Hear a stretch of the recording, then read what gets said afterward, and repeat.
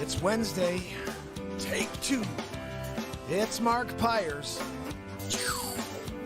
And it's real talk. I was walking down the road today, looking for another way to ease My mind and help my living. It's real talk.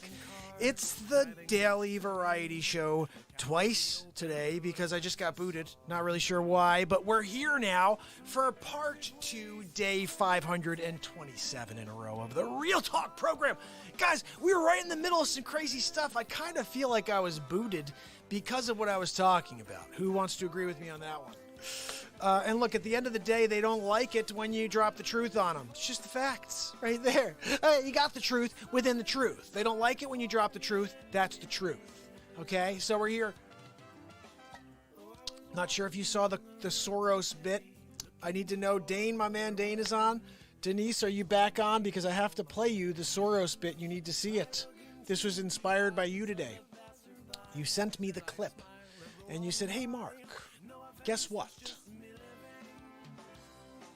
Check this dude out, Soros. He's buying votes. I was like, what? She said, yeah, he's buying votes. So I looked into it a little, and I said, well, that would be a pretty funny bit. So here we go. You guys want to get into it? George Soros calling into the Real Talk program. George, are you there? Hi, Mark. George. It's George. How are you? I hear you. I wanted to see if I could buy your vote. What? I'm having too much fun playing with elections.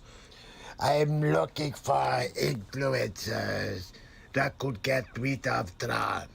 Ah. We're going to beat Trump with fake news. Oh, you're doing a great job already of that, George. You name the price in Soros Foundation pay. Well, are you serious? How about $50,000? What? How about $100,000? You just up. The key is to trigger internal struggle and stop progress for Donald Trump. Well, you've already done I that. pay you to help me. This mission, should you choose to accept it, must remain completely anonymous, like all hopes for Donald Trump. You are such a creep, dude. I mean, seriously, you got your thumbs in everything. Let's Creep. bid $500,000 What? for a no to Trump, a yes to Biden. It's important we vote Biden in. I give you $1 million. What? Is it good? I have my son Alex call you with details. This message will self-destruct in 10 seconds. I have to put that the Mission Impossible music in there. Dane, Deplane. He does sound like the Deplane guy, doesn't he? I gotta play a song for my buddy Dane. It's his wife's birthday, and I told him I would play it for him.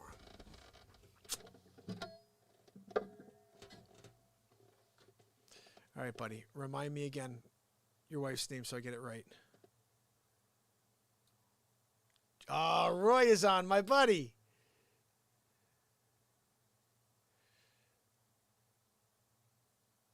All right, I gotta read this because this is Roy's perspective here. Denise, how are you? Denise, did you miss the Soros? I just did it. So Roy just had this here about for George if he calls back in again. We do live to fight another day, my friend, Mr. Dag. Roy said, George, you had your own Jewish people killed by Nazis, so you could be rewarded with their money. Art, jewelry by the Nazis, you piece of human excrement. Look, I gotta say it like I see it on the screen. Roy has a couple comments to get across to George. And by the way, what's up with George's voice? What's up with George's voice? You know what I'm saying?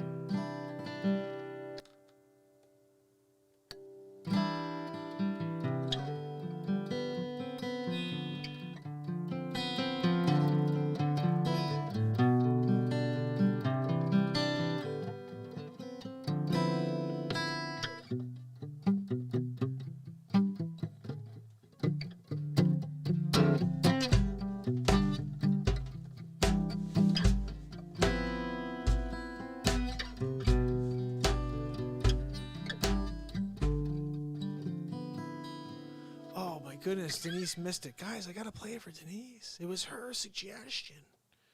Her suggestion. All right, I think we could give it one more run, right? Dane almost liked it a little bit. Plus, I'm still waiting for Dane to remind me his wife's name so I can rock out a song for her. And so let's do this. Ready? This is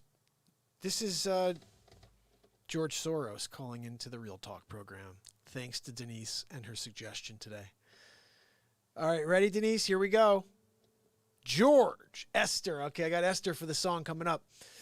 George, are you there? George. Hi, Mark. It's George. I know, I just said hi, George. I wanted to see if I could buy your thought. What? I'm having too much fun playing with elections. I'm looking for influencers that could get rid of Trump. Are you serious? We're going to beat Trump with fake news. You're doing an awesome job of that now, George. You name the price in Soros Foundation pay. Are you serious right now? How about $50,000? No. How about $100,000?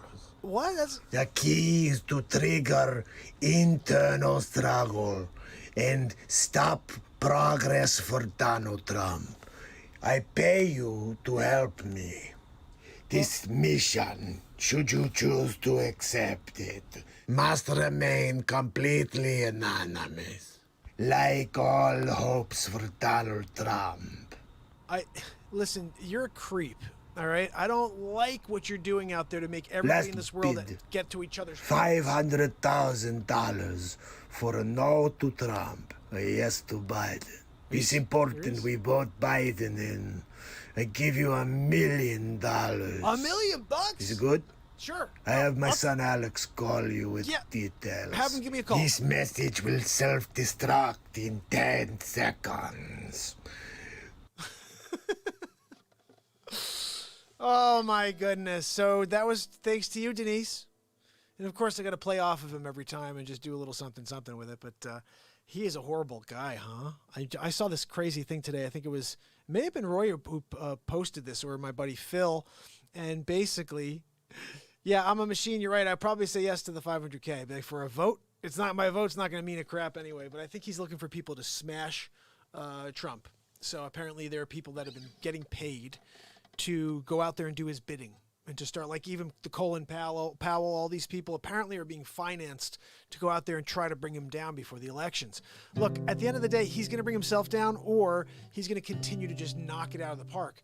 The problem is they're not going to let us see it if he does knock it out of the park. This stupid fake news system that you guys are paying, that we all have to pay attention to. It's the only thing we have on the negatube. That's why I say shut that stuff off. Shut the negatube off. Get over here on the Real Talk program. I'll deliver the truth to you on a daily. We're going to have people like Mary Ann on here. We're going to hopefully have other people on here as well to start sharing their truth and reminding us what's really going on out there is that they're trying to pull the wool over our eyes. We are one, and if we start acting like that, we're going to find some happiness, people.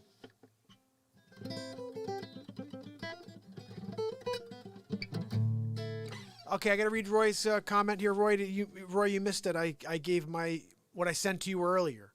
Roy actually got it. I sent Roy this directly. This is what I read to you guys in the last broadcast. So Roy said this, though. Although Mr. Floyd's execution by a bad cop with 8 prior excessive... 8? I didn't know that. I thought it was... I was saying 5, and that he was on his way to 6. If he didn't get murdered, they were bringing him to jail. Floyd's execution by a bad cop with 8 prior excessive force complaints. Oh, he had 8. Sorry. Okay, let me just read it instead of trying to judge what's being said here, okay? Although Mr. Floyd's execution by a bad cop with 8 prior excessive force complaints is unacceptable, why has not the fake news media discussed Floyd's criminal history and the fact that Officer Chauvin and him worked as bouncers at the same bar? What personal factors were at play? Well, it's interesting that you say that, my friend, because if you take a look at this lead story for the news today, that's right, Roy. Former co-worker of George Floyd, Derek Chauvin, claims to have bumped heads in the past. Well, why the heck did we not hear about that till now? Because it didn't fit the narrative. And again, what happens here is multiple things. I've said from the beginning that there's a few things that could happen. This entire thing happening on camera from the beginning seemed very odd to me. Like, there's nobody who would go out there and just, while they're being filmed, continue to kneel on someone's neck. I'm sorry. Nobody's talking about that. That was like the first day they talked about that. Then they were like, nah, it's just normal. He was like that. No. Horrible, okay? And basically, the end of the day, at the end of the day, let's see. At the end of the day, remember, Roy would know this better than anybody, okay? If you pull up behind a dude and you know he's been in jail 5 times before, yeah, he's an aggressive cop. He's a horrible human being. But there's a different approach to the car when you're walking up on a dude who's been in jail 5 times than someone who's never been to prison before. If it really was a community leader, if it really was some sort of, second coming that they were walking up on, they wouldn't be pulling up with hands on their guns and 4 people trying to figure out the situation. It's because he was a 5-time criminal. And horrible act. But we all knew that from the beginning. That's why this all happening was just too convoluted. Fake news trying to just it's a continued shell game. Remember, guys, greatest magicians on the planet that are running this over there. And it went from impeachment to coronavirus. And then because Breonna Taylor happened while we were already freaked out by coronavirus, nobody got on board with the Black Lives Matters and when that happened. And that's what they should have been doing. Dane just said Antifa has taken over 6 blocks and the police aren't doing a darn thing about it. Where is that, Dane? Seattle? Jeez. I wonder if we could pull up some footage here. You know what? Let's pull up some live footage. I have something here for you, though. I want you guys to see this. Ready? This is a little something. We're going to do a little, let me see, first of all.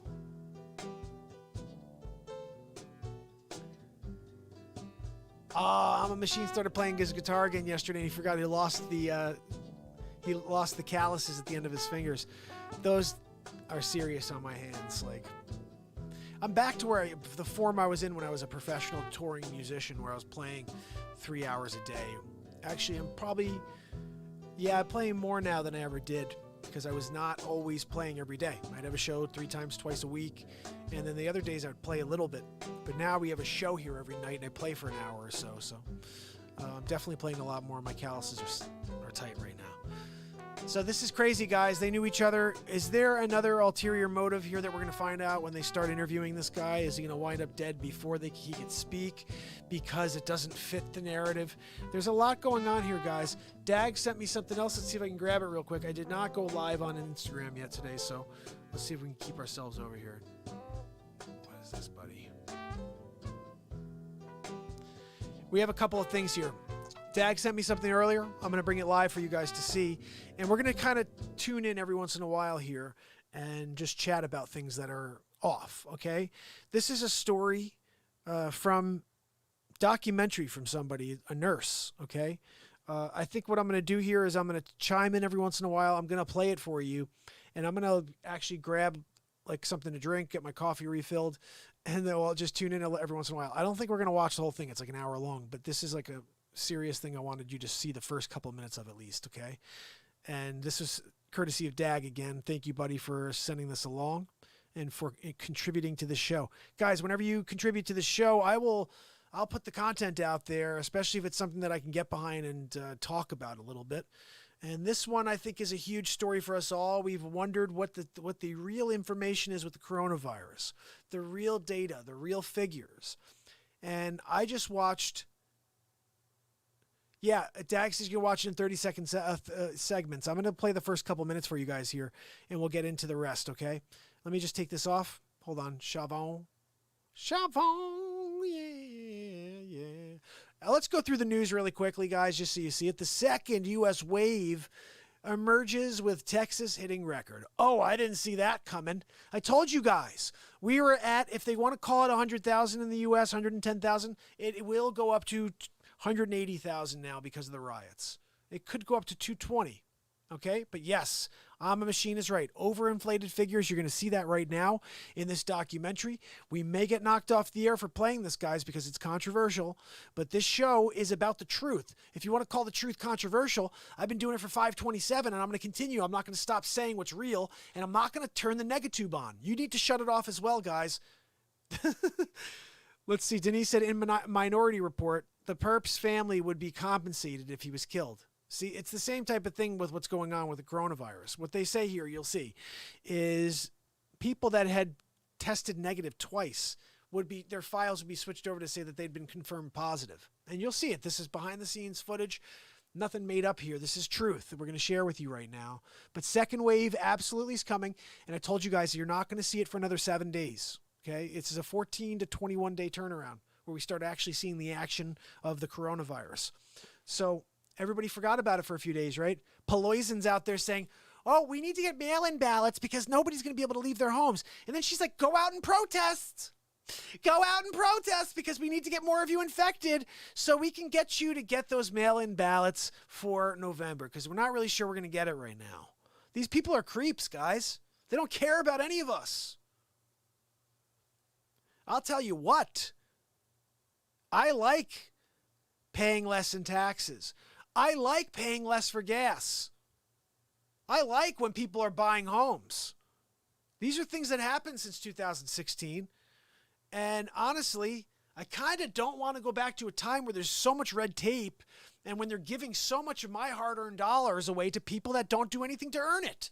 And they're going to drive around with these pimped-out cars. They're going to go and get a 65-inch TV. And they're going to have a new cell phone. They got the new iPhone 12, guys. They got the new iPhone 13X. Ooh, how did you get that? Well, this guy Mark, who busts his tail 358 days a year selling real estate, he bought it for me. That's right. I don't do a thing. I just sit at home. I got that guy buying crap for me. This is why I got so offended by the State of the Union when I heard the President of the United States, which I don't give a crap what anybody says out there, he's your president.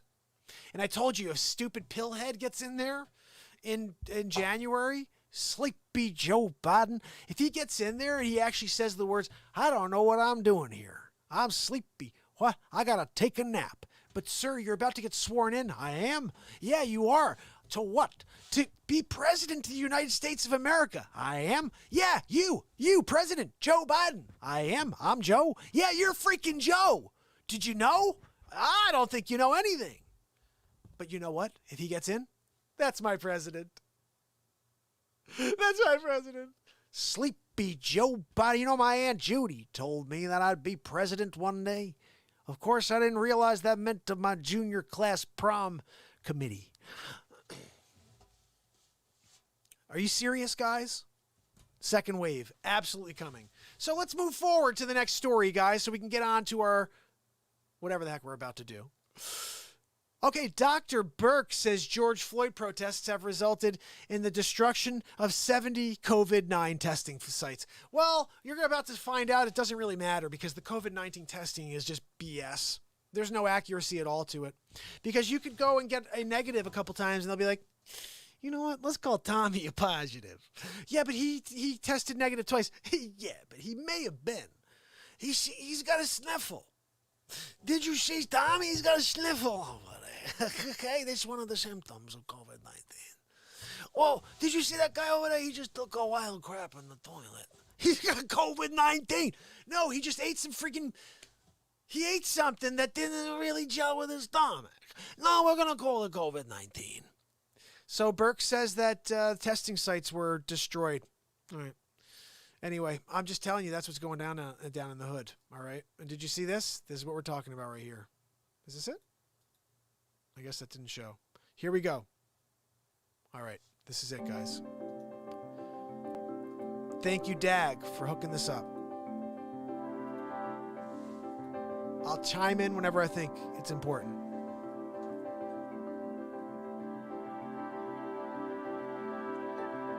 I hope this is okay that I'm playing this. I'm not sure.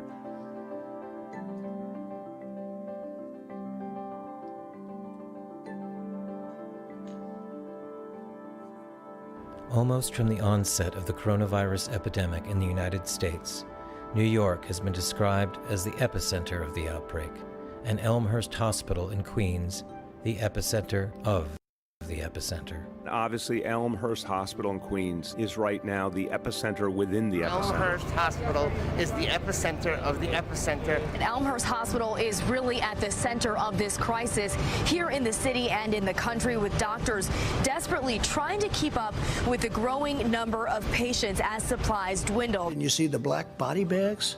You say, what's in there? It's Elmhurst Hospital? Must be supplies. It's not supplies, it's people. Also from the beginning of the crisis, ventilators were described as essential life-saving equipment, initially in short supply. You picked the 26,000 people who are going to die because you only sent 400 ventilators. I knew that every person who needed a ventilator and didn't get one would die. But why does New York, and Elmhurst in particular, appear to have been hit so much harder than other places in the United States? And were ventilators ever the right approach to treating COVID-19, especially once we realized that 60 to 90% of those vented do not survive? The experience and observations of nurse Erin Olszewski seem to offer some answers to these pressing questions, while simultaneously providing frontline information about a number of other hot-button topics, including the disproportionate number of COVID deaths among Americans of color, the distortion surrounding do not resuscitate orders, the disregard for personal protective equipment standards, and the clustering of COVID positive with COVID negative patients, which she witnessed again and again, and the tremendous amount of nosocomial or hospital-acquired infections that resulted. Perhaps most urgently of all, she speaks of the therapies and protocols employed in her home state that did work. Erin was brought from Florida by a service funded by the Federal Emergency Management Agency. She spent almost a month at Elmhurst. What she saw there compelled her to become a reporter and whistleblower alongside her already extensive nursing duties. She made recordings, posted warnings on social media, and spoke through proxies about the nightmare conditions she witnessed. Erin was raised in Wisconsin and enlisted in the Army when she was 17, just before 9/11. She deployed in support of Operation Iraqi Freedom in 2003. Part of her duties involved overseeing aid disbursement and improvements to hospital facilities.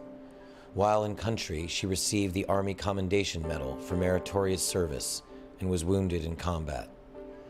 Erin eventually retired as a sergeant and became a civilian nurse in 2012. A mutual friend who was helping her make hidden camera recordings introduced us to Erin. After working a long shift at the hospital, she agreed to do an impromptu interview in her room at the Marriott Marquis overlooking Times Square. We encourage the viewer to leave aside their preconceptions about the nature of what is happening, to hear firsthand from an eyewitness who at great personal expense and without political prejudice of any kind now openly reports what she discovered in the hopes that the information will be put to good use to save lives. She began by telling us one of her most disturbing findings, that people who had repeatedly tested negative for COVID were being described as COVID confirmed. Okay, so if you look close, I'm in my patient's chart. I am pulling up like their laboratory results. So if you look here, you'll see COVID-19 bioreference lab. Here are the test results. As you can see, 5/1/2020 at 17:16, not detected. They test for a second time, 5/4/2020 at 17:59, not detected. So both of those are negative. Scroll up to the top. This is my patient. They are on a vent and they are being called COVID-19 confirmed. Droplet in contact and eye protection. So this person is droplet and eye COVID confirmed. Positive A, click, not detected. No resulting lab available. Oh, pretty good. while Erin was using her hidden camera to document another chart showing a patient with negative test results who nonetheless was labeled COVID confirmed, another travel nurse entered the room. They began to discuss what Erin was seeing. If it says bioreference, that's that means here. it's done here. So not detected here, but So it's presumptive. Now, they're all... But they are detected. They're saying it's positive. Not detected. But it's not What does detected. that say? What does that mean? So I You would... said that they were vented immediately upon being brought in, is that? Yeah, so the thing is they're coming in with difficulty breathing, and a lot of these patients are really coming in with anxiety because they're scared. And when I was back home, I was working in the ED out in the tents, and most people that were coming through with like symptoms of just, anxiety, or, they're worried and their breathing dwindled. And you see the black body. I just wanted to talk about this for a second. So this idea of 2 tests coming back negative, and then all of a sudden it says confirmed. Where is it confirmed? This is the problem I have with all of their data. And if you look back at one of the comments from Dr. Burke, she said, we're being extremely liberal with our data sampling. Oh, you are? Yeah, I know. What you're basically doing is saying anybody who has any sort of symptom at all, even if it's not a COVID symptom, let's call it a COVID. Do you realize, here's what I'm going to make a suggestion, a question. You tell me if this is true or not.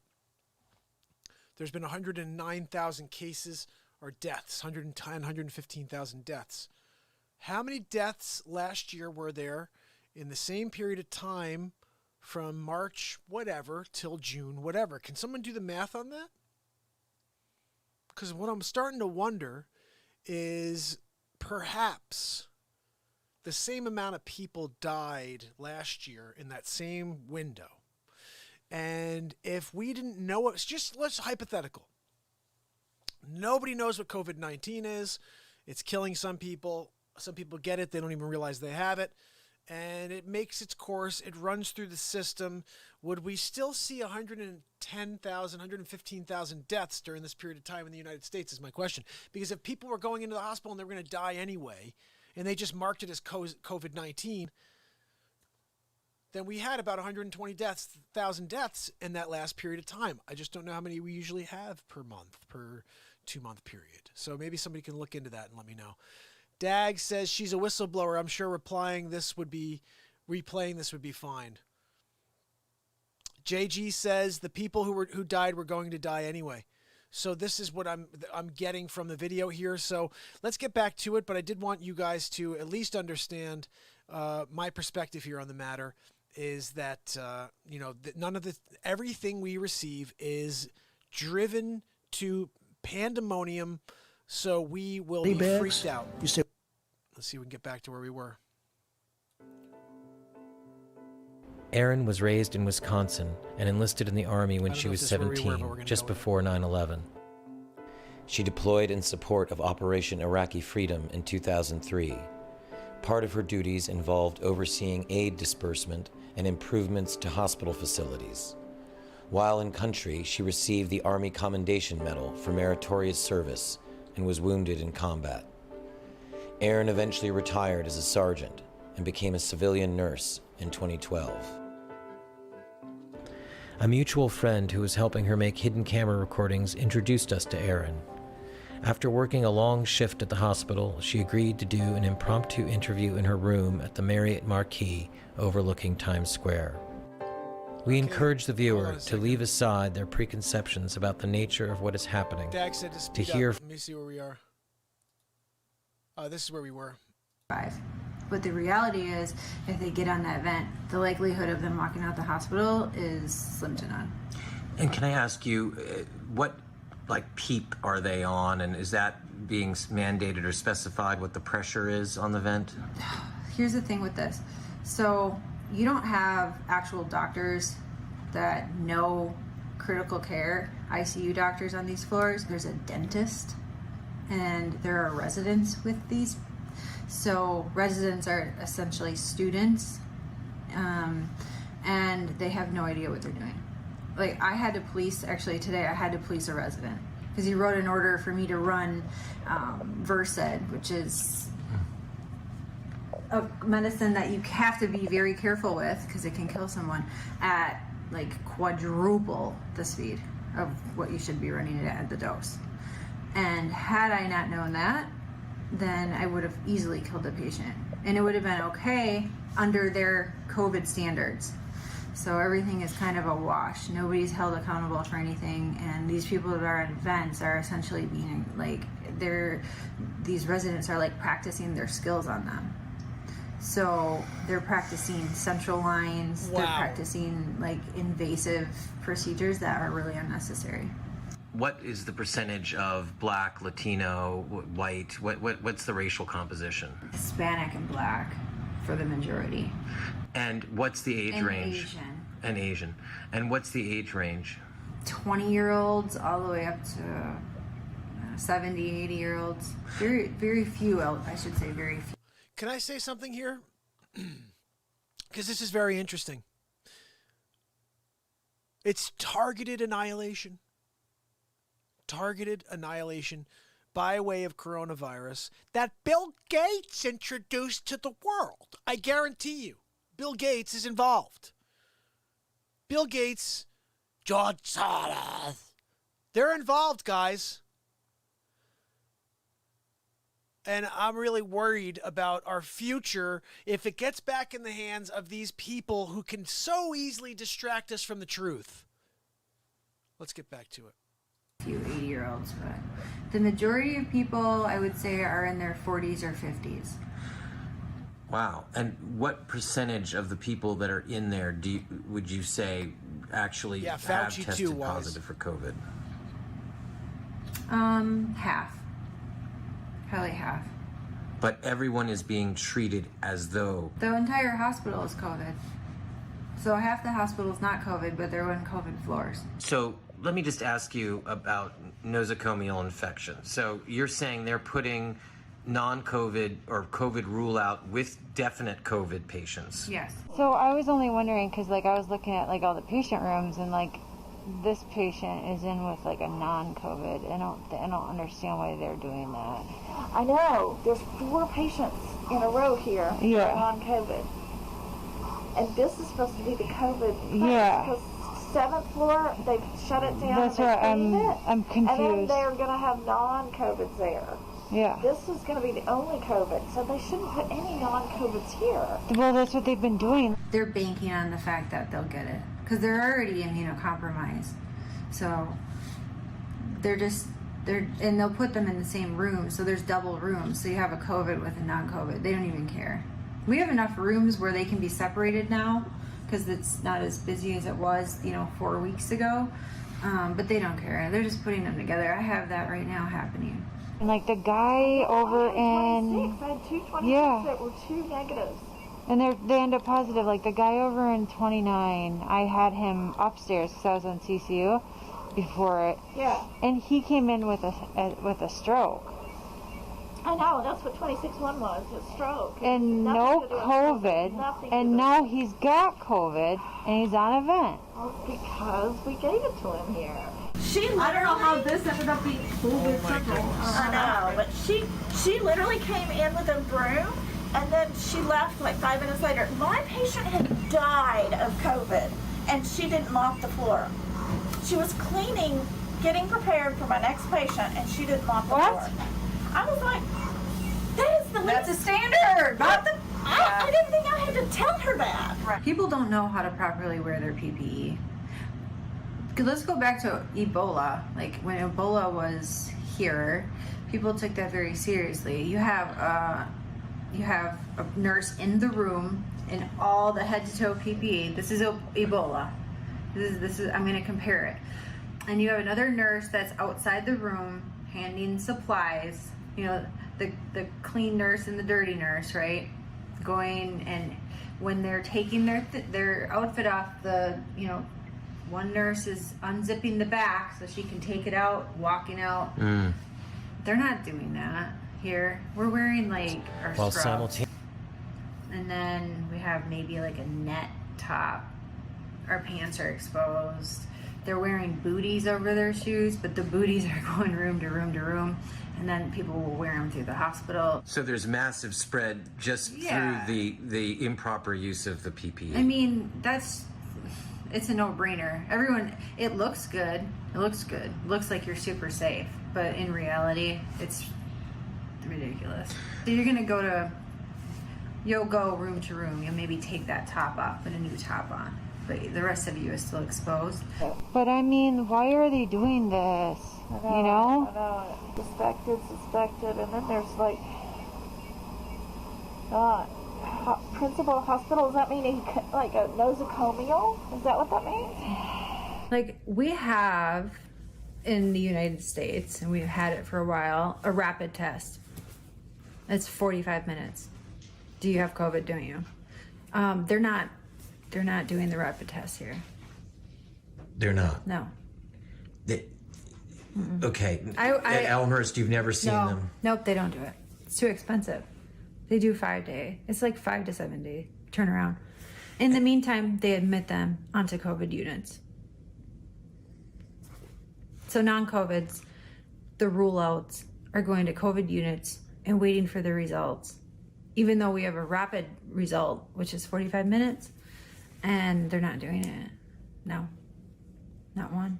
But would you say it's too expensive? I mean, isn't this all getting charged to the fund anyway? I mean, why not do it? Why not? Are you saying that? I don't know why. It doesn't make any sense to me. I asked that doctor about it. How come you guys don't do the rapid test here? Because city place, I mean, it exists. It's just they don't have access to it. There's only limited supply, so if you have deep pockets, you get it first. Oh, so money. Most times it's money about everything, yes. That's sad. It's the reality. I compare this hospital to a third world country. I've been in a third world country hospital in Iraq. The Iraq hospital is better than this one, and that says a lot. I've been there. I've been in both hospitals, and this is in the United States, and this hospital is treating low income, mostly people, and it almost makes me feel like they think these people are disposable, and they're not. They're people.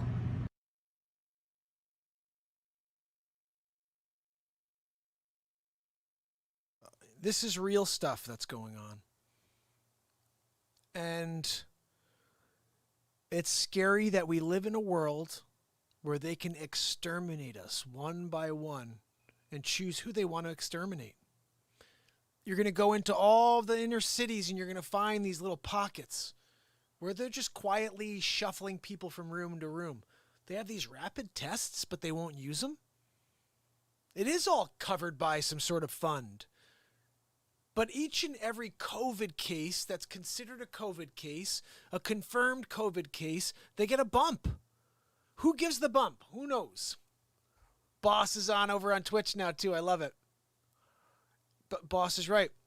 They want people to die. This entire agenda is pushed by Bill Gates. Have you ever seen the front of Bill Gates, his facility, the Bill and Melinda Gates Foundation? It's the, if I get this right, it's the Center for Vaccination and Population, diminishing of population or something like that. Population reduction. Yeah, he wants to reduce the population.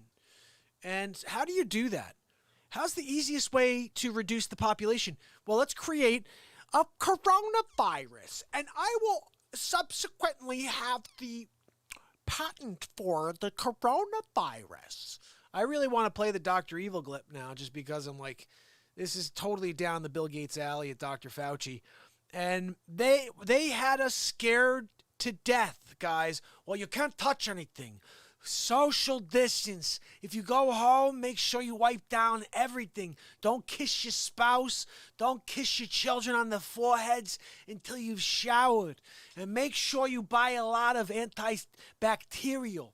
I'm Dr. Fauci. Well, first of all, didn't Fauci He was like around somebody who had COVID, and he was like, I'm going to go and self-quarantine for 2 weeks. I've never seen the guy since. What happened to him? Where'd he go?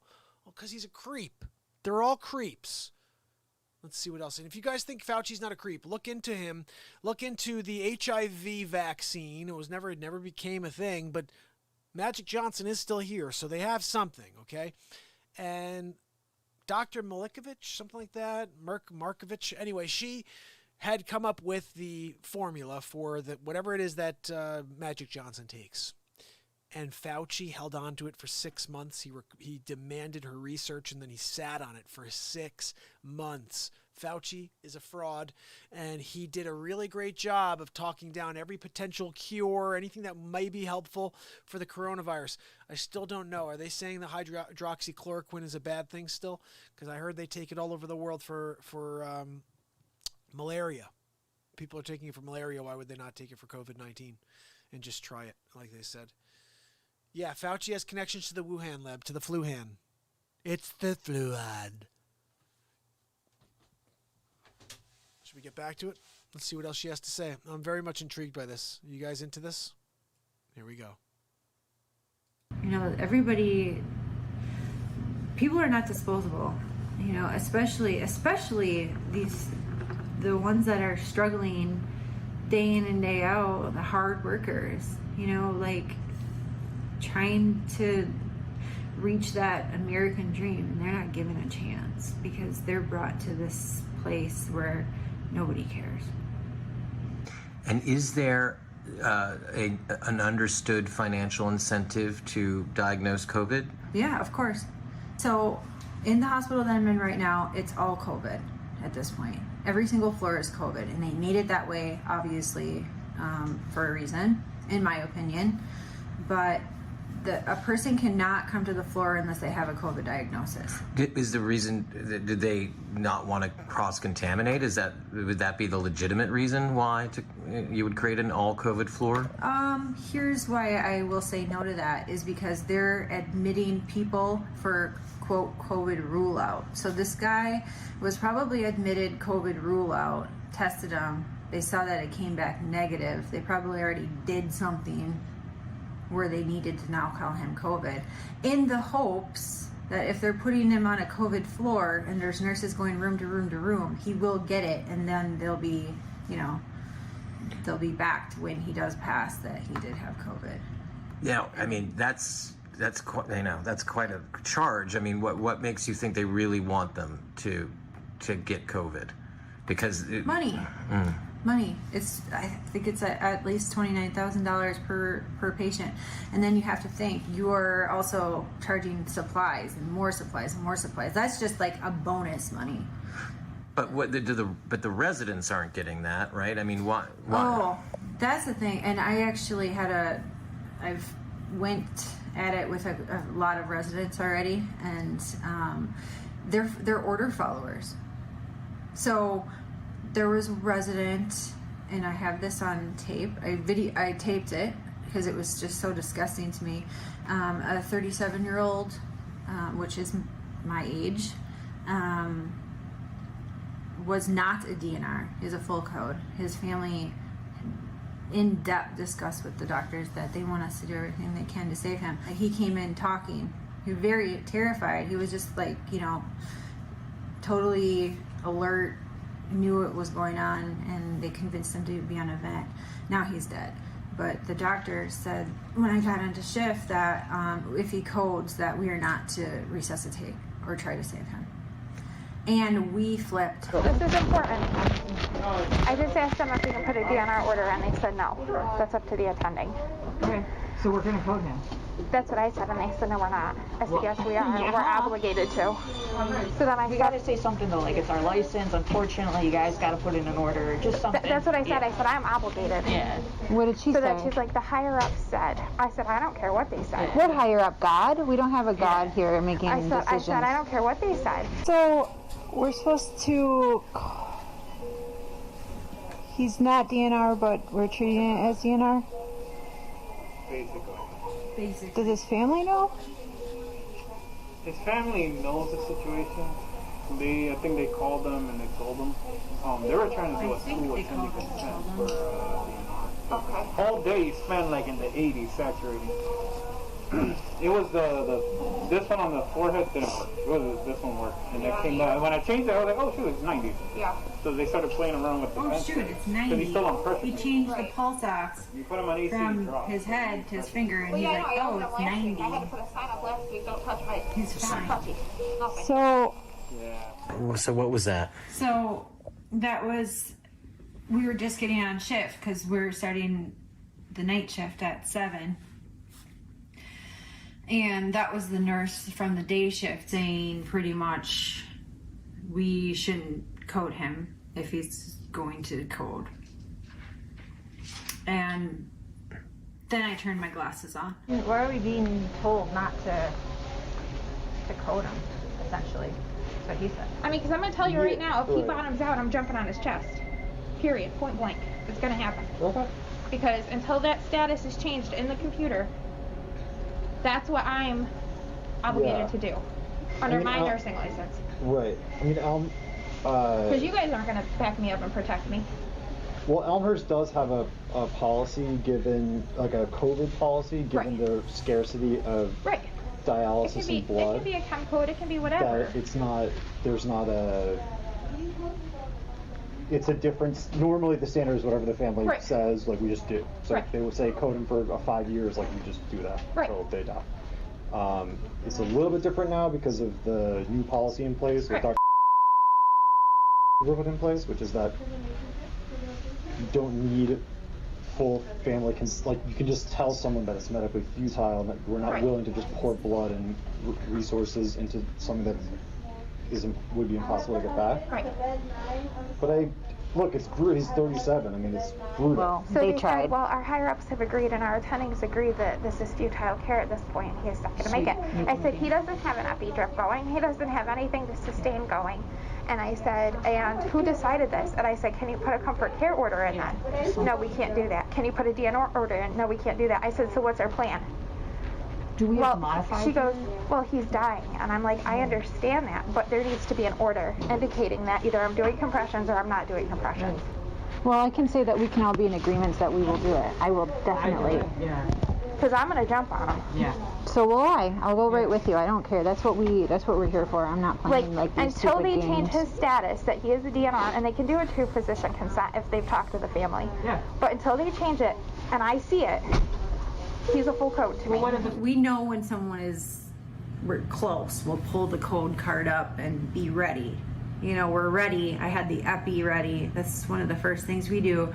And she wouldn't let me give it. So this was that woman. And the entire time, and this was over his body, his alive body. And we're arguing and she's laughing. She was smirking. And how this man died was the nurses arguing with the doctors over him as he was dying. And she's smirking the entire time. It was probably one of the worst experiences in my entire life. But all I can think about is that at least he knows that we were fighting for him. Well, this is why I applaud. Am I on? Yeah. This is why I applaud this woman for taking the steps to come out and speak. Because we stand here on the outside and we assume, just like we assume in this moment, that everyone's racist. Because of some horrible act that happened in some other town, somewhere else in the country by some horrible person. And we sit here and we say, every doctor, every nurse is amazing. They're all out there on the front lines and they're fighting the good fight to save lives in COVID-19. Are they? Are they saving lives? Is there a higher directive? Dag says it's a long video. She goes into a lot of detail. I'm not sure how much you guys want to see of this, but I'm willing to keep playing and play it for you guys on the full screen and tune in every once in a while. I think we're roughly, let's see where we are. I think we're already, guys, we're already like almost halfway through. Blatant disregard of a person's right to live. Yes. And the thing that bothers me most is, did you see the part where basically the lady's talking about, hold on a second, the lady's talking about how they can save these lives. He's a 37-year-old man, and they're letting him die instead of letting him live and allowing him to recover. You know, we are able to recover. Our immune systems are able to recover if we allow them to. Machine said, died by suicide, 2 shots to the head with a sniper. It really is, guys. This is crazy stuff that's going on. These people are taking lives. Not all of them. There's some great doctors out there doing great work, but there is apparently, and it may just be inner city, I don't know where it is, but this lady's dealing with a few doctors who are doing some real shady stuff in order to get more body bags filled. Instead of getting people out the door in order for them to get home to their families and to live normal lives and to find another day, they're squashing out their existence. And I've heard about a couple doctors in my time that are like this. They've got this weird thing where they actually go out and they want people to die. It's a weird thing. It's just like everything else in life, guys. There are horrible people everywhere. You're not going to go out and get rid of every single doctor because there's a botched surgery or because they did this because of the COVID. You're still not going to say, hey, let's get rid of doctors. Think about it, okay? If this is a race thing right now, white doctor, black person, and botched, it would all of a sudden, would you guys be saying that, though? Like, let's just get rid of all doctors now. Let's defund the doctors union. No, it's you guys. The whole thing is mental. One horrible act. Everybody agrees it was a horrible act. They went right to, they arrested them. They're going to be charged. Justice will be served. We all sat there and said, what a despicable act. What a horrible human being.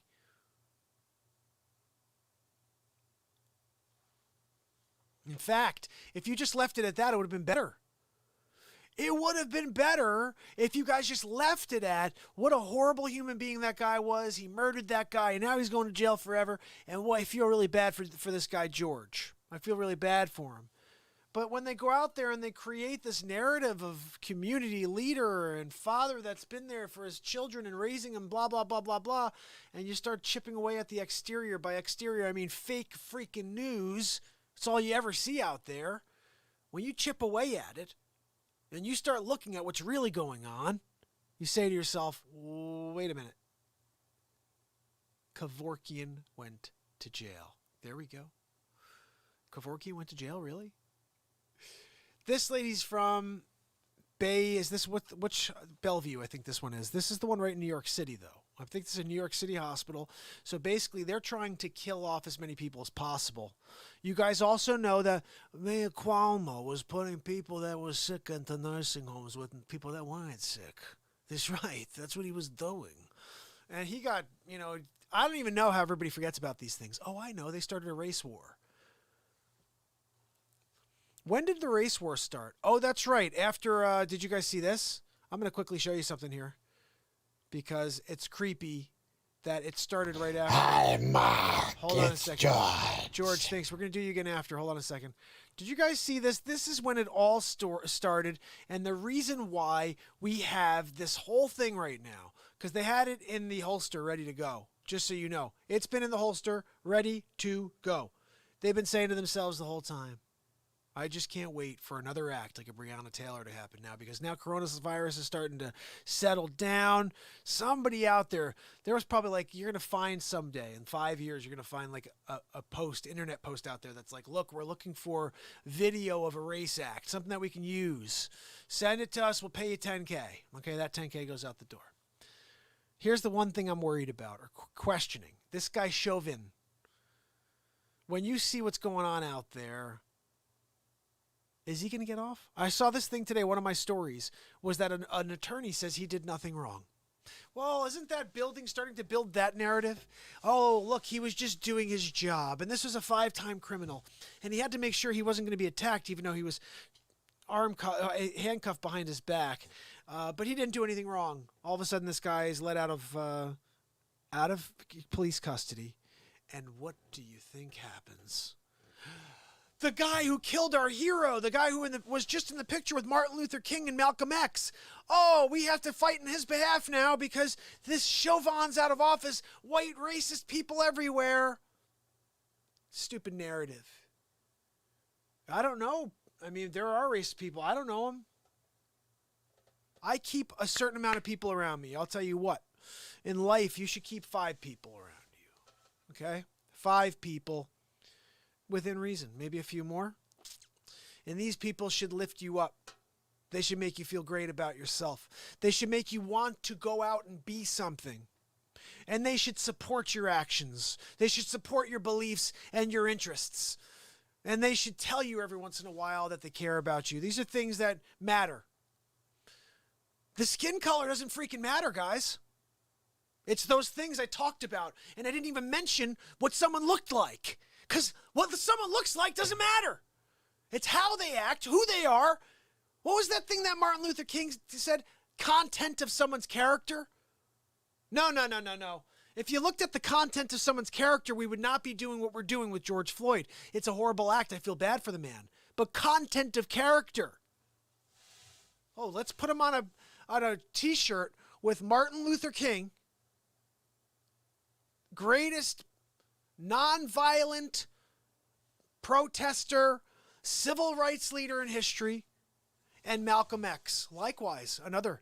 I think he wanted a little bit more violence, but still, Malcolm X, Martin Luther King, and right in the middle, George Floyd. He's in the middle of those 2 giants, and guess what? He's bigger than them. He's looking down on them. They're looking up at him. You did it. You did it, George. You did what? The media created something that doesn't exist.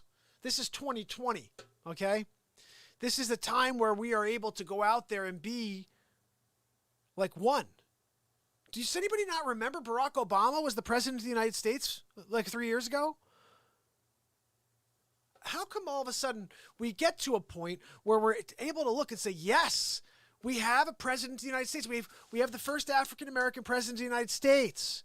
He gets 8 years in office, out of office. All of a sudden, racist. Everyone in America's racist. Oh, we're back to that again. Are you freaking kidding me right now? How seriously mental is this complete narrative? Nobody sees it as... Are you kidding? What is going on out there? I feel like it's the Twilight Zone. I swear. Sometimes I wake up, I see the comments. I see the things that people are saying about the actions of this man. And I'm saying it's a horrible thing.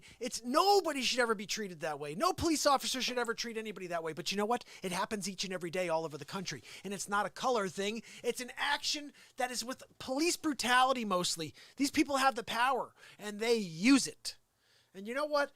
If you look on YouTube, you could find a ton of videos where there's a black police officer beating up on a white person. Nobody says crap about that. Nobody says anything when it's a white police officer doing it to a white man. When it's an Asian police officer doing it to a white man. Nobody cares. As soon as it's white-black, it becomes, let's start World War III. I wonder why. Ooh, that's right. What happens in 4 months, guys? 5 months. Who are you going to elect? Divide and conquer. Brock, my man. Brock just said, divide and conquer, always keeping us divided. Race, politics, religion, etc. Yes, Brock, love you, brother. Head over to YouTube, please. Subscribe and ding the bell over there. We're collecting. We've got some people on with us right now. And guys, we are getting into it. I'm going to continue to share this bit here. But I do want you to understand that the world we're living in is tainted. It's tainted by really, really bad actors. And Dag says it here. Obama was a very smooth operator. That's right. I like to get people feeling comfortable before I pull the wool out from underneath their feet. Oh, big league. I still want to see your actual birth certificate. I saw it, I believe, the other day. It says you were from Nigeria, I think. Look, I'm not going to send you $50 so I can get 10.4 million. I'm not going to do it, Mr. Nigerian. Seriously, Obama may have been born in Africa. Is it Africa? Wherever the hell it was not the United States of America. And that's a no-no. I don't know if you guys know this. You're not supposed to, But the bottom line is there's a lot of crazy stuff about Barack Obama even becoming president of the United States. You know he was a junior senator. Do you know what junior senator means? I really don't. I think it means that you were barely a freaking senator. And somebody tell me, is that what it is? Does junior senator mean like, I'm going to be a senator next year. This year I'm a junior. I'm on my way next year to be senator. And then all of a sudden, nope, I'm just going to go right to president of the United States. I got up there and Howard Dean was like, woo! And I was like, I'll take over. Does anybody else remember what happened? Because it basically all of a sudden Barack Obama came out of nowhere. And I was like, who the hell is this guy? Well, I'm a community leader. Now I'm president of the United States. They said that he was basically like everybody else in this world, just going and getting by, living, surviving, making a living, right? His wife was an attorney. All of a sudden he just bought a $14 million pad in Martha's Vineyard. Look, Michelle, 8 years of service. Then we could buy that place in Martha's Vineyard that you always liked. Oh my goodness. He's trying to get into the same grouping as Trump. You can't. You can't become Trump. I've been winning big leagues since 1972.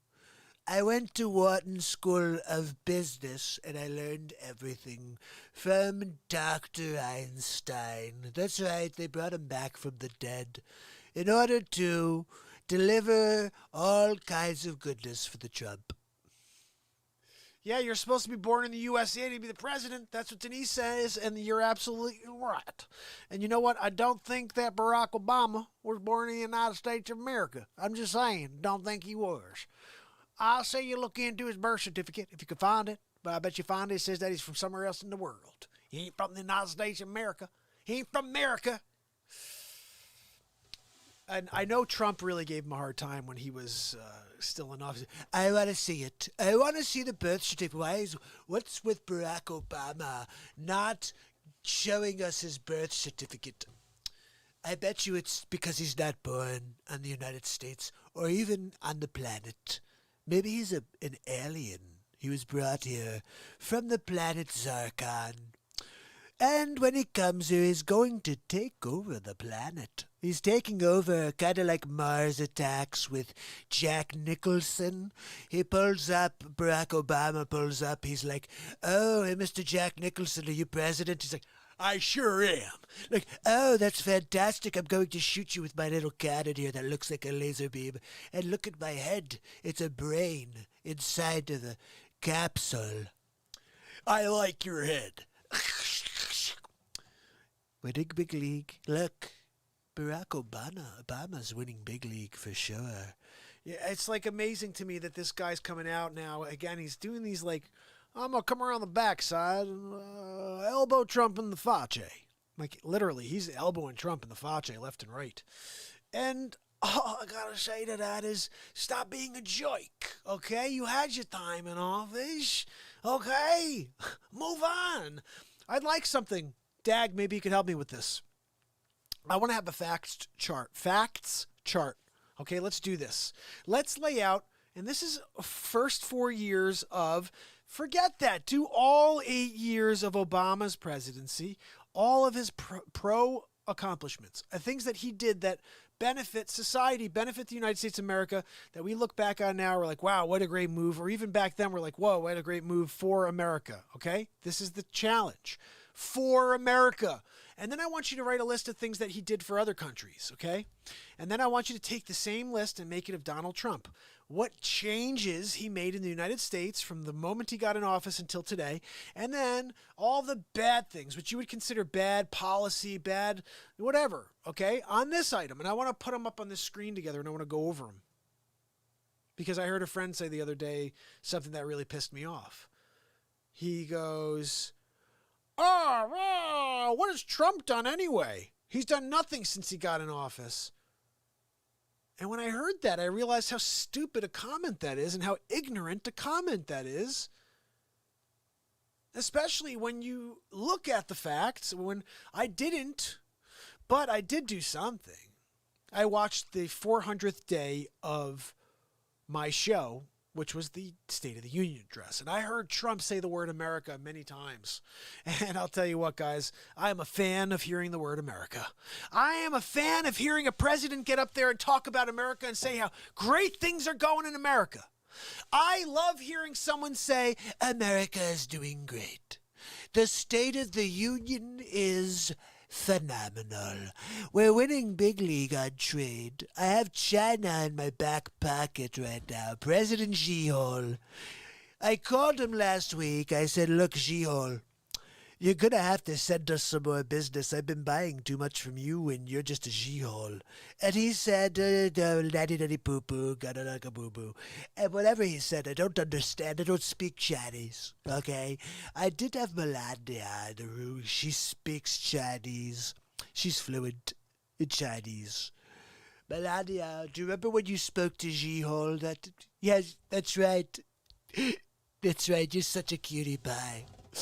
She's winning big league. She's married to Trump. You can't lose when you're married to Trump. You're going to win big league. I've got a gold toilet. Right there, you win big league, right? Some people go to crap at a regular toilet, but I crap in gold. That's right. Look, if you've got a lot of gold, crap in it, okay? Just that's when you ultimately rule the world, okay? Like, everybody's like, oh, look, I rule the world. I'm like, do you crap in gold?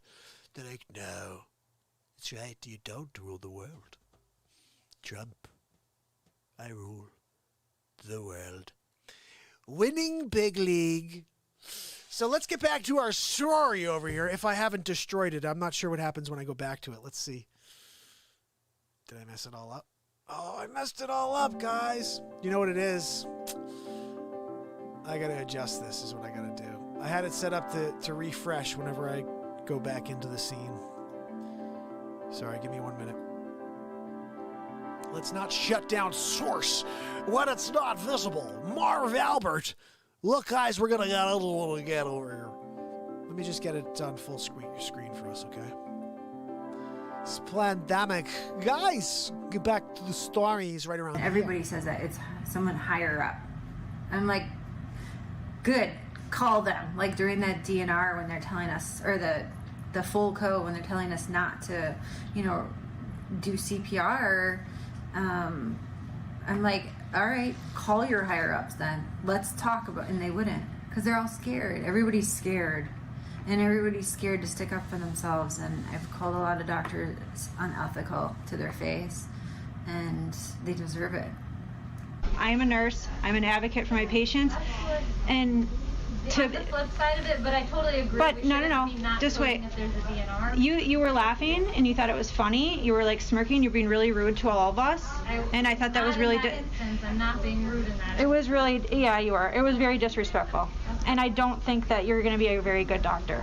Okay, I understand. Thank you. You're welcome. I hope you learned something from this. Was this the dentist, or or these are residents you're talking to? This one was a fellow. She was a CCU fellow. Cardiac. She's a cardiac fellow. What killed him? Did the vent kill him? Yeah. Oh, yes. They're so sedated. He had probably 8 or 9 drips. It's all sedation. It's all sedation and paralytics. So you are asleep. It is essentially like you're under, you're in surgery, when they put you under like that for a good month straight. There's no way you can recover from something like that. You're brain dead if you do.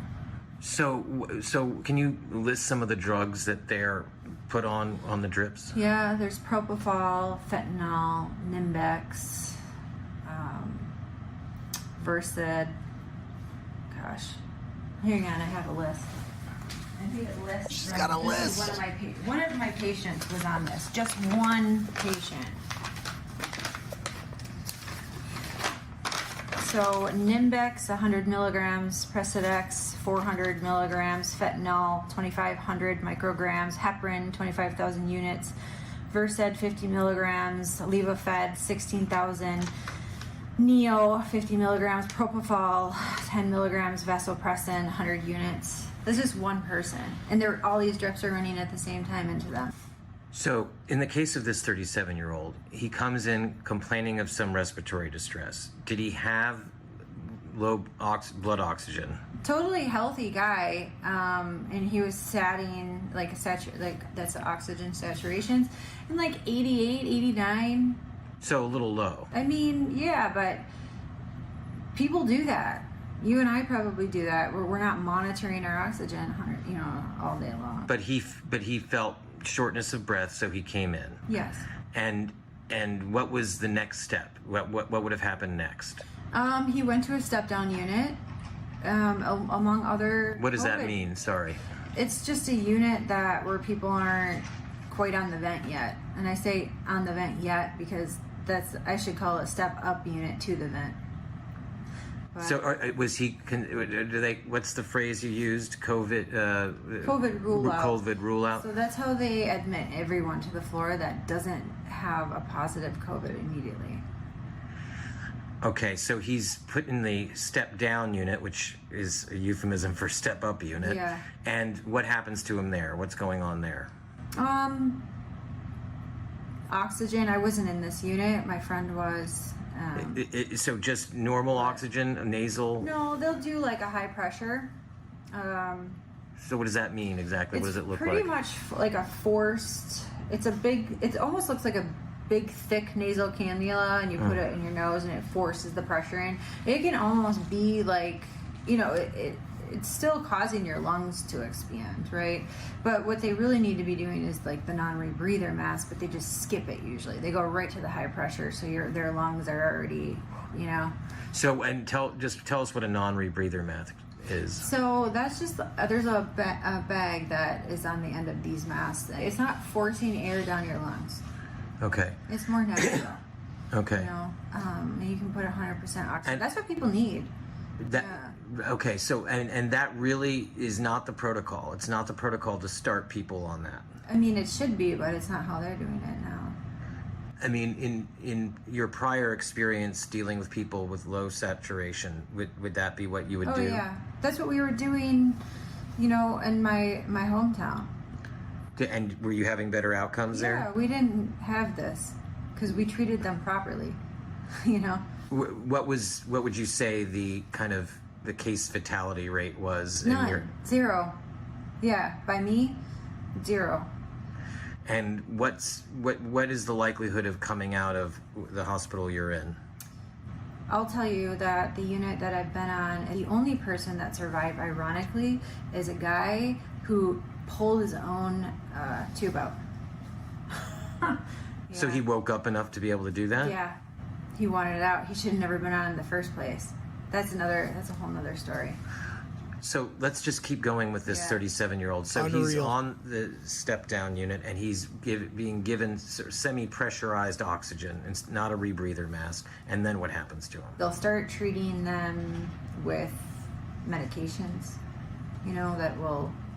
And are they checking his saturation at this all the time? Does he have... Yeah, he's on a continuous pulse ox, but, the minute that he desats, they'll see, oh, no, he's at 87 now.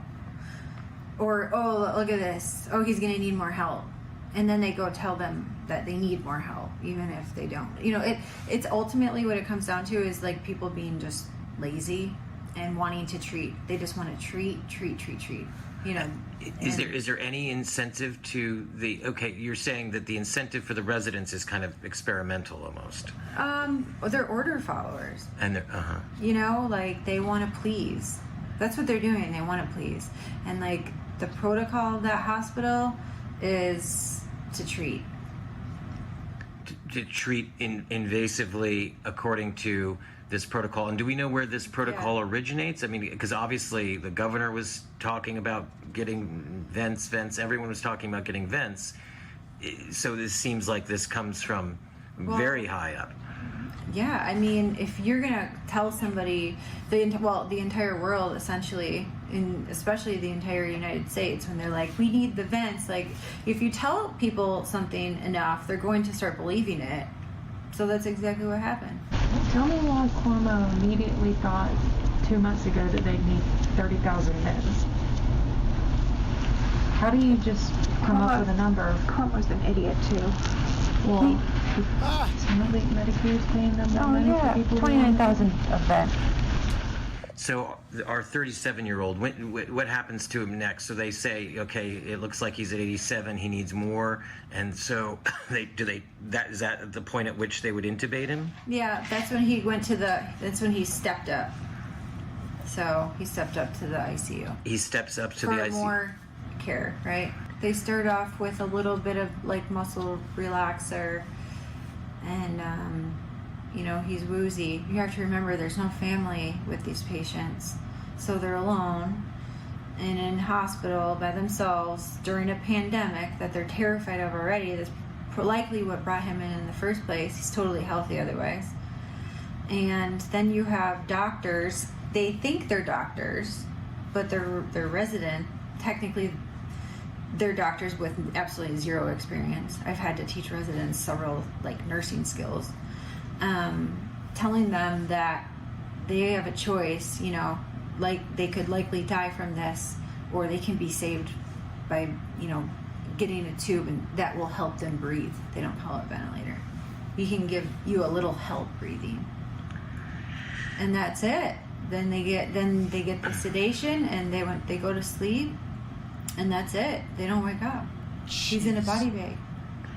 And so the drugs have a deleterious effect. Did you guys see where she said that she had absolutely zero deaths under her watch? They're murdering people, if this is correct. They're murdering people. And the fact that it's in her hometown, there are no deaths, but they're murdering people in the inner cities, that says a lot, guys. That's when we should be standing up as a society, as a people, and saying enough is enough. And this now has me thinking about the entire narrative. Maybe you get it and you're fine. I'll tell you a quick side story. I have cousins in California. On St. Patty's Day, they got together. This is right when they said 10 people or less, you're fine. Just no more than 10 people. So St. Patty's Day, they're saying, you know what? Let's get together. We get together. We're Portuguese. Let's get together and let's have a little dinner. So they all get together over there, and every single person gets COVID-19. Husband, wife, her parents, which is my mother's aunt and uncle. And they all get COVID-19. All of a sudden, I'm seeing on Facebook, please pray for us because of COVID-19. We all have it. I am scared because this is my family. I haven't seen them in a very long time, but I don't want anybody to die from COVID-19. So I'm praying, thinking about them. Just the other day, I had my family over. I said, is everybody okay? I haven't really seen an update from my cousin. Is everybody okay? And they said, yeah, no, everybody's fine. They all recovered. These were 75, 80-year-old people that had it. They recovered? What? Wait a second. I thought if you got it, if you're 65, definitely anything over 65, you're dead if you get the COVID-19. Oh, no, they recovered. They're fine. So are we getting any correct information? Because did you think that too? Because I kind of been thinking the whole time. I'm 42, okay, guys? I've been saying to myself, if I get it, there's a good chance I may not get through it. I don't know. I'm healthy. But they say, well, even healthy people are dying. Well, I'll tell you why now. They're going in there thinking they have COVID. They're like, look, we can give you a breathing tube so you can get a little help getting some air. And they kill these people. 37-year-old guy, 45-year-old guy, 42-year-old guy. I'll tell you what, if I do get this freaking thing, I'm staying home. I'm staying in the studio, broadcasting live to you guys. Energy or not, I'll be broadcasting until my last breath.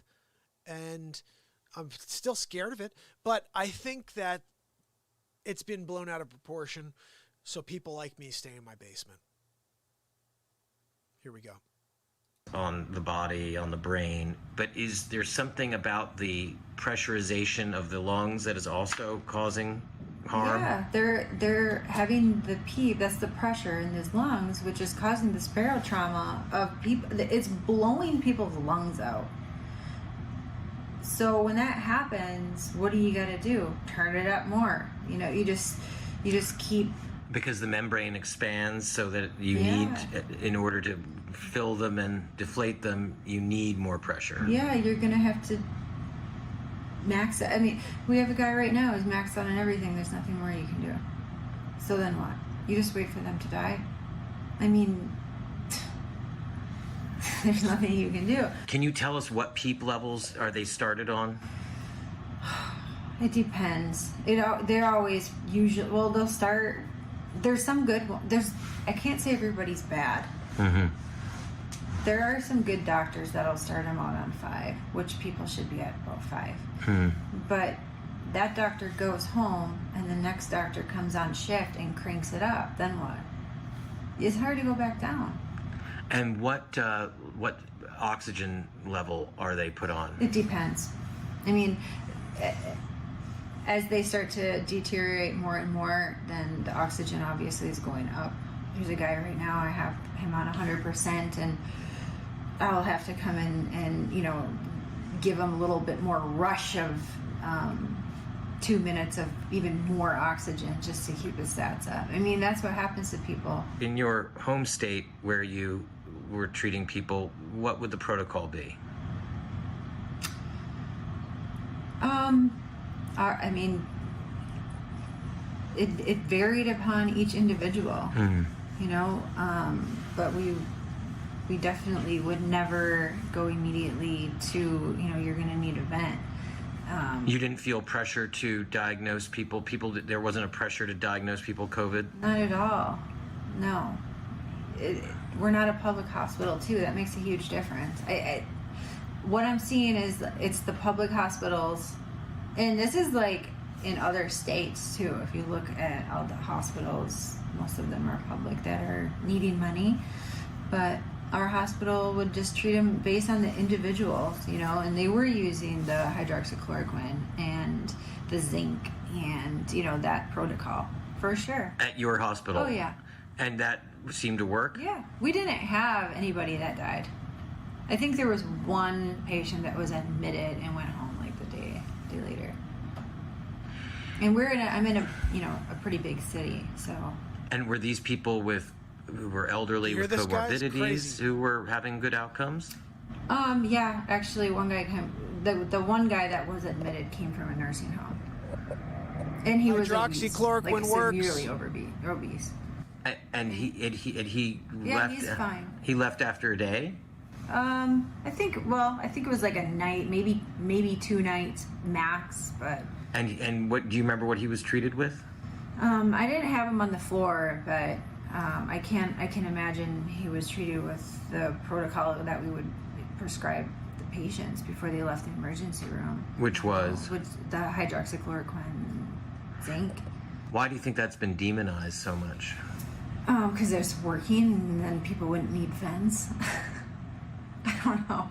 Only on 2 tonight, a Houston hospital is having success treating the coronavirus patients. In fact, its recovery rate is perfect. Fascinating, isn't it? To treat patients here, Dr. Veron is using an experimental drug protocol. It's a cocktail of vitamins, steroids, and blood thinners. Each patient also is getting hydroxychloroquine, the malaria drug touted by President Trump. The protocol is controversial because there hasn't been time for extensive testing, but Dr. Veron says it works. We've treated over 40 plus patients with this treatment. And hey guys, I want to share one thing here too. If you cycle back and look at some of Fauci's ramblings to us, he said you can't go and try hydroxychloroquine without a base test to see if it actually works. We can't get a cart ahead of the horse. But then all of a sudden he's telling you, as soon as the vaccine's ready, we just have to try it without even going through a phase 2. We should just take it. You have this hydroxychloroquine that's been around for 70 years. It was designed for malaria. If you go to Africa, they've got these little things called mosquitoes. The mosquitoes, if they bite you, you get something called malaria. That's right. So you take a hydroxychloroquine, and all of a sudden you don't get COVID-19. Or if you have it, you get better. But they try to vilify Trump wherever they can. Look, you have to understand. Am I anti-vaccine? I am anti-vaccine. I'll tell you why. we have an immune system that has, in general, continued to advance with us in time. We used to live 20, 30 years, and look at this now. You have people living over 100 years old. I have my hairdresser. I'd call him that. He's definitely not a barber, but a hairdresser. He does my wife and myself. And his mother's 107 years old. And this is somebody born 107 years ago, okay? So keep this in mind. That puts us at 1913. God bless her. 13 is my number, all right? So she was born in 1913. She's 107 years old. My son was born in 2009, okay? My oldest daughter was born in 2015. That's an even better way to go about this, okay? So 2015. How long can someone in 2015 live?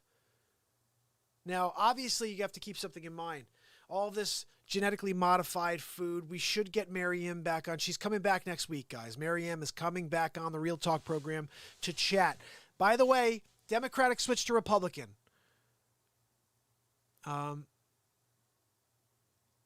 Yeah, Democrats switched to become Republican. I know you're over on Periscope. If you would like to discuss, because you said that there is a lot of stuff here that is not accurate from this nurse, doctor, whatever you want to call her. I'm not really sure what she is. And I'm happy to get in here if you want to chat. Oh, thanks, Brock. I appreciate you. Hey, Brock, before you go, buddy, can you head to YouTube and subscribe and ding the bell over there? That will notify you every single day. Right now, I'm in Connecticut. Basically, I broadcast every single day. This is day 527 in a row. Started this thing on December 31st, 2018, to affect a positive change one person at a time. That's my goal. I don't anticipate that I'm going to reach a lot of people for a very long time. I've been doing this for 527 days, and you just found it. You know, so I can't expect that all of a sudden everyone's going to tune into the Real Talk program, but you guys are doing a great job alerting others to the show. And every day, this is an unscripted program that's anywhere from an hour to 2, 3, 5 hours. We've done a couple 5-hour and 26-minute shows recently. And right now we're at an hour and 27 minutes and we're just getting going, guys. I still have to play some music for you. Yeah, exactly. I'm in Connecticut. We're about to lose your right to not to vaccinate. Really? Are they doing that? Yep. Denise says balance. To every action, there's an equal and opposite reaction. That's absolutely true. I'm going to quickly go back to the main screen real quick. Hold on. I want to play you guys something real quick, just so you see that we're keeping things straight here. My man Democrat switched to Republican. I'm going to play you something, okay? You're over on Periscope. If you could head over to YouTube and join us, that's where we're all kicking it.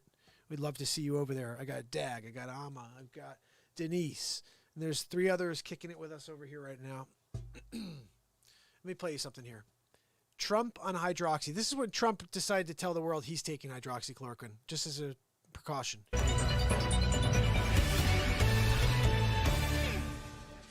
Thank you so much for joining me this afternoon. I just wanted to let you know that Donald J. Trump has started taking hydroxychloroquine. You're taking hydroxychloroquine? That's right. I want to make sure that I don't get COVID-19.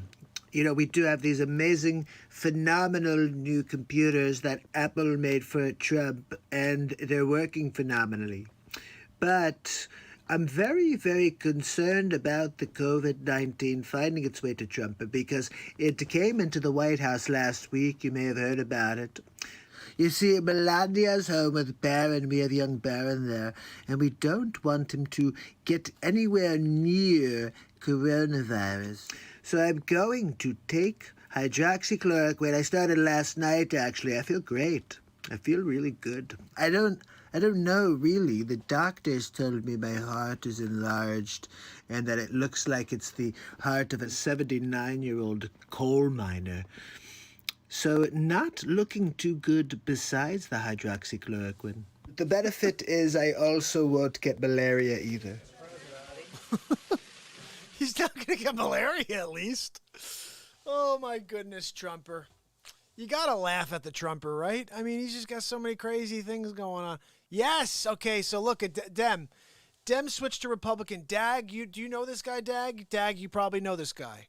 Do you know Bull Dag? Democrat switched to Republican. You should head over to YouTube, buddy, and join us. It's the program where we connect, okay? I don't think many people are on Periscope. I just throw it on every platform, and Periscope's one of them. I would love to build a following on Periscope as well. I really want to. This show is every day. So if you tell anybody, you could tell them to show up on any platform. But if you go to YouTube, the good thing is you'll get a notification when I go live every day. I saw the Judy Mikovits video where she explained she had information. She created a vaccine or a drug to prolong the life of people with HIV. And Dr. Fauci took the data. Look, you need to give me the data. I'm stealing it from you. And he held on to it for 6 months. Yeah, Dem, if you want to head over and join, and also, same thing, if anybody wants to get on Zoom right now and have a quick chat about this, I think I have Zoom open. And we can get into a few things and see where that goes. I think I should play a song for you guys for a second, break things up, okay? Let's do one quick song here. Let's break up the action. A little bit of jamming for you, okay?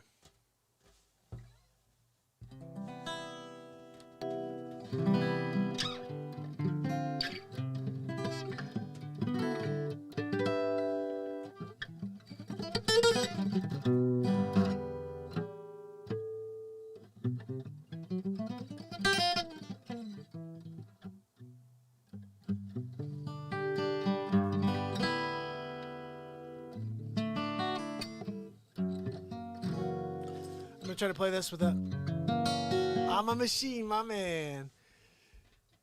With murine virus. Vaccine had contamination. Right, let's play that. We're going to do the, I've been playing this a lot lately just because it's a cool tune. It's called All of Me.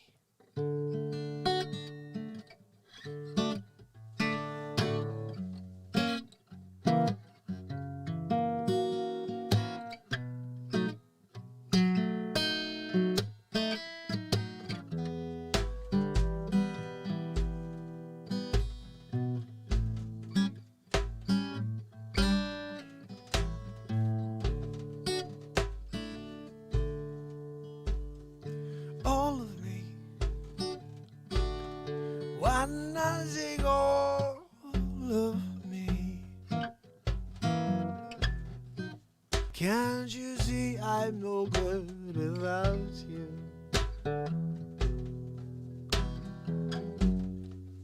Take my lips, I'll never use them.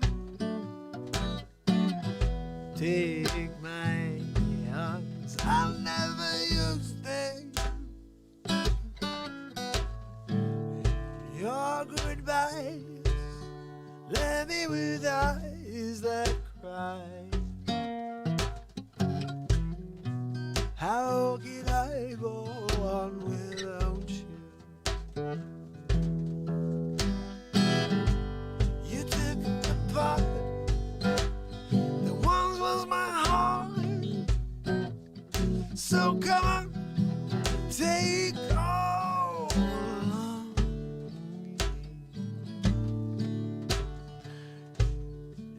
Your goodbyes that left me with eyes that cry. How could I go on without you? You took the part that once was my heart, yes. Why not take all of me? All of me. Why not take all of me?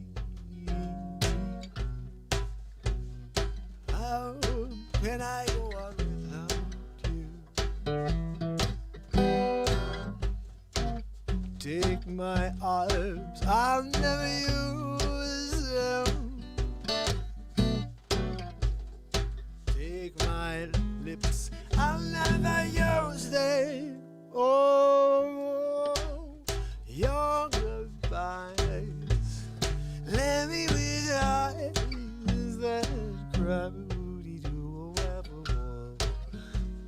How could I go on without you?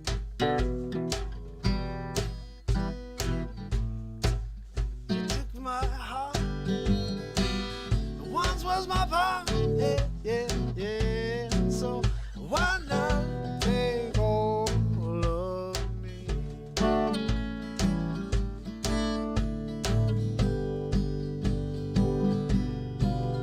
It once was my heart. So why not take all of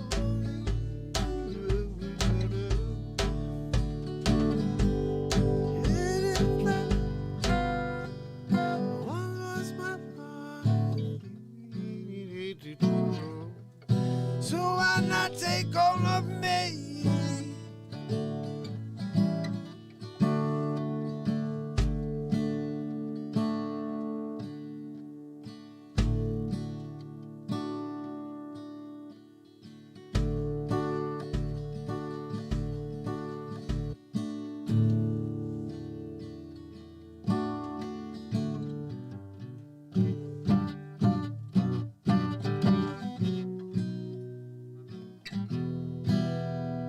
Why not take all of me?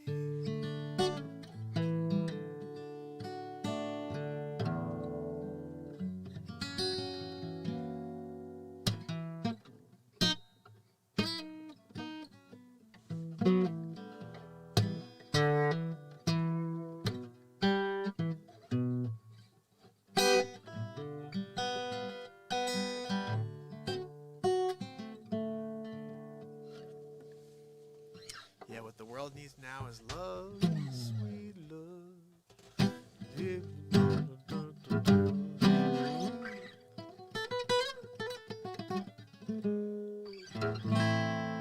Let's see what the world needs right now. Check this out. There's a song called Days Will Go By. And I wrote Days Will Go By a pretty long time ago, actually. Can I get this to work a little more? I need to get myself some signal here. Where the hell do I have that thing?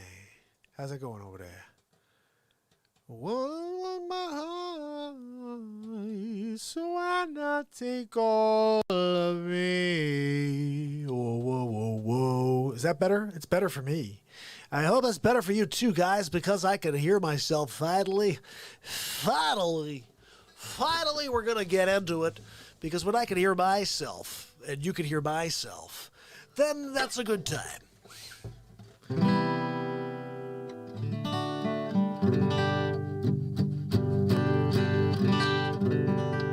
So there's a song I wrote called Days Will Go By.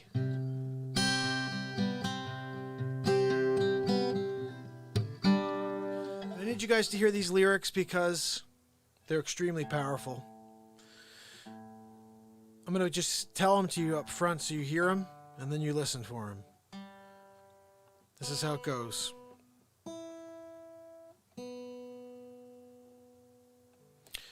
There's way too many differences dissolved within the public stance. I think we all should get a chance to state our names and plead our case.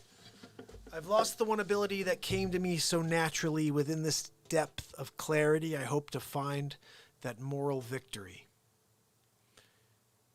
Days will go by.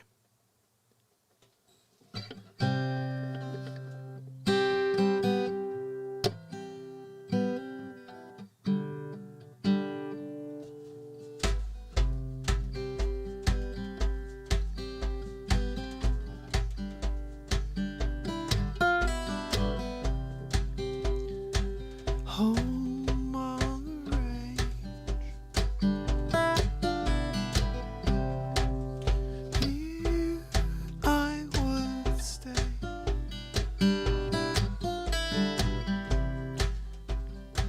Right into waves of comfortable peace. It's all but been resolved. For the meantime, days will go by, missing all the fun. Days will go by, I'm all alone. Someone save me.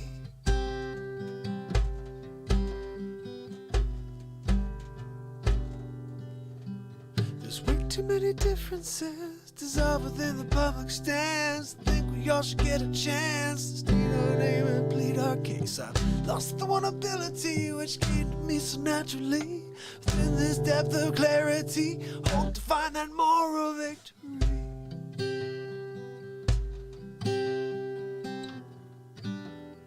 Hope to find that moral victory.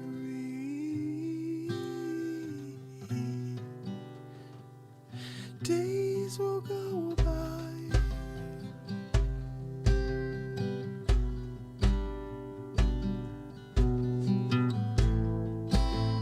It's all I've ever known. Here's the best part coming up. Or seen on my TV and in all the magazines. They tell us what to do, you know, they tell us what to think. How much longer must I force myself to conform to their rules? The questions bubble up, and I scream, why must we fight when we can kill with kindness? Why do we hate when we can try and make a change? Someone save me.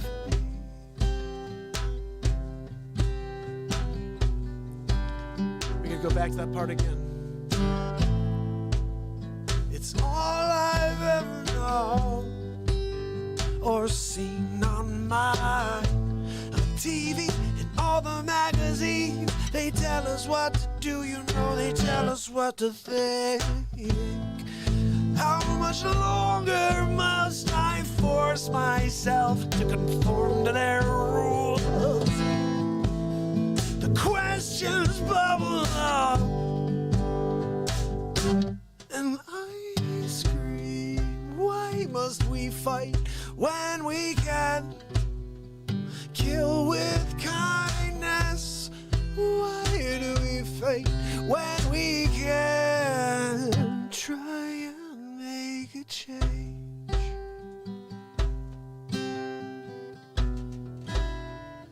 Someone save me.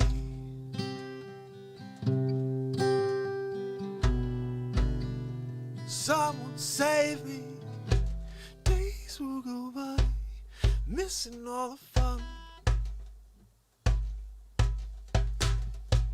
Days will go by, I'm all alone.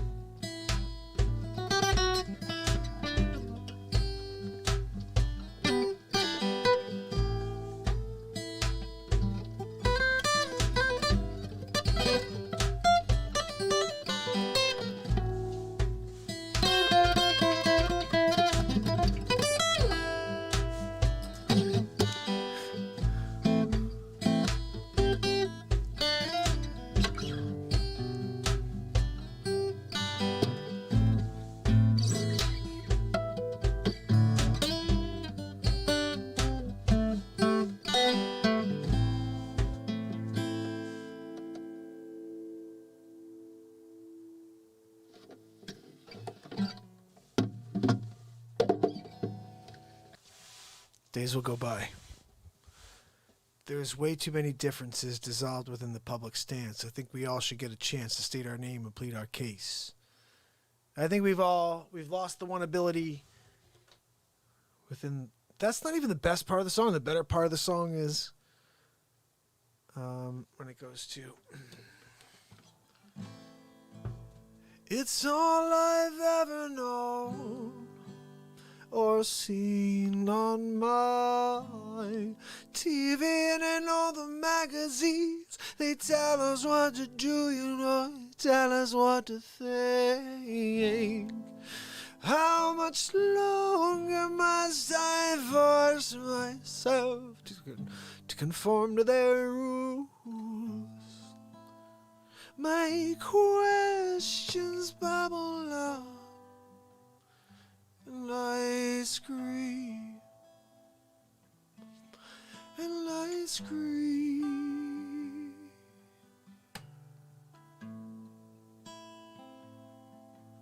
and I scream.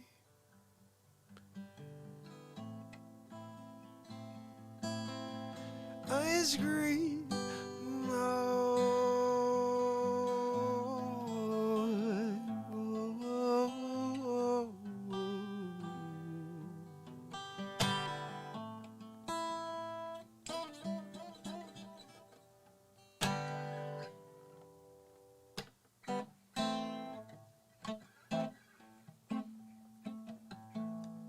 That wasn't even on the whole time.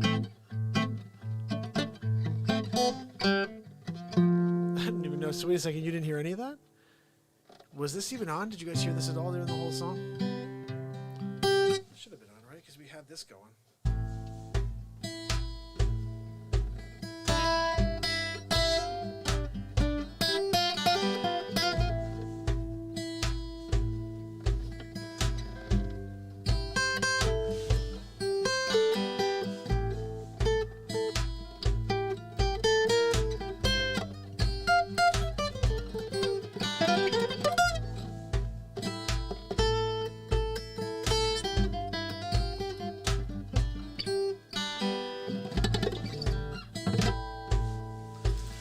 I'm not sure if that came through originally. I think it did. I think I put this down at the end of the song.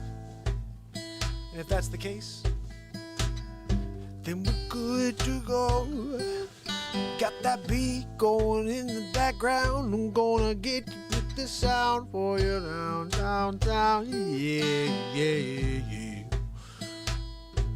Oh, Hammerlin Jameson, we're live from the studio. Donald J. Drum Duck. Oh, sorry, you weren't supposed to see me. Yes, I'm Hammerlin Jameson. Yes. My man John, what's up, buddy? Oh, John's on. John, we gotta get you over to YouTube's. To the YouTubes. Gotta get you to YouTubes. But we just did a little something always. My song. Days will go by. Okay? Days will go by.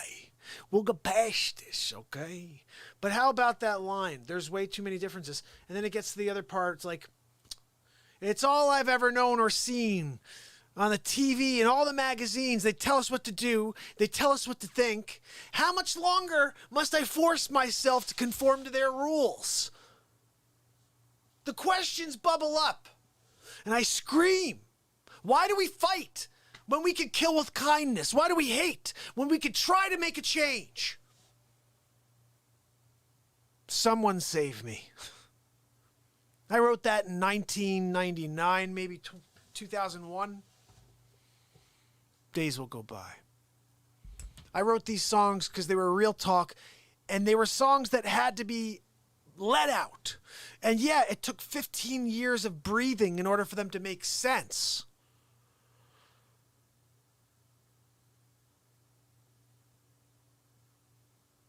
It's all I've ever known or seen on the TV and all the magazines. They tell us what to do and they tell us what to think. How much longer must I force myself to conform to their rules?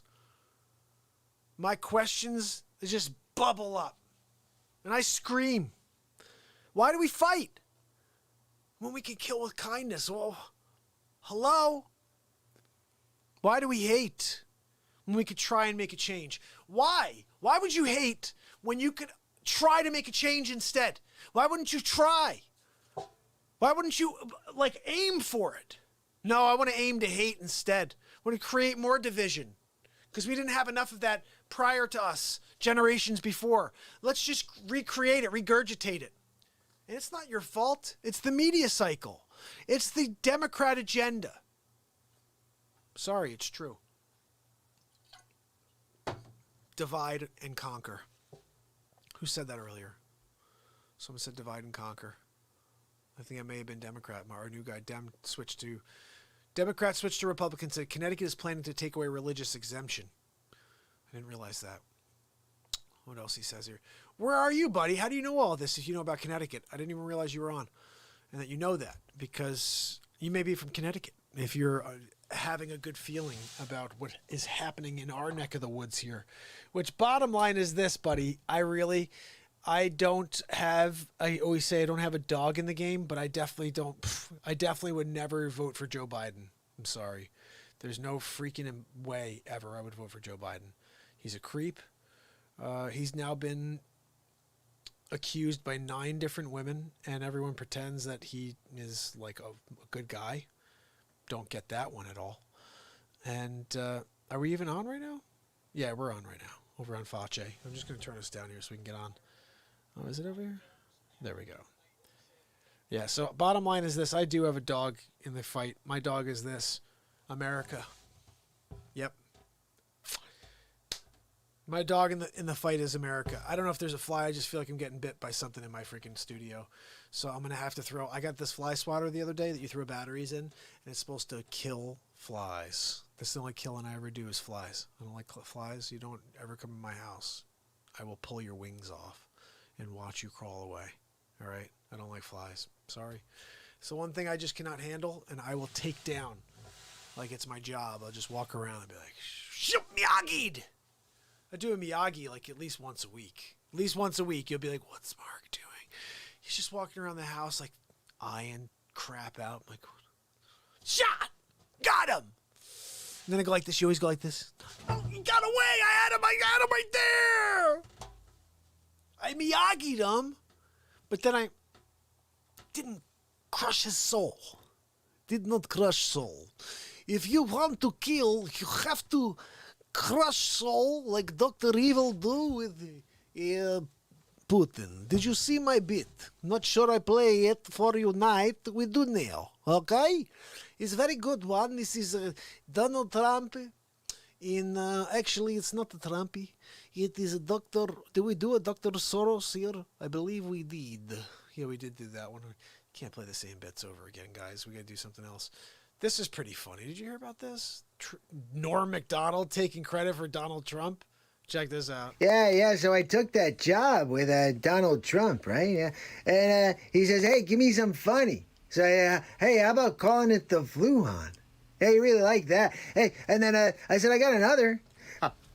And so I said, how about you call him President G-hole? Well, here's a question I have for you guys, okay? We're going to go back to this video and start playing it again for a few minutes. I'm going to go grab a quick bite and come back down while it's playing. Here's my question. What do you guys think is going on here?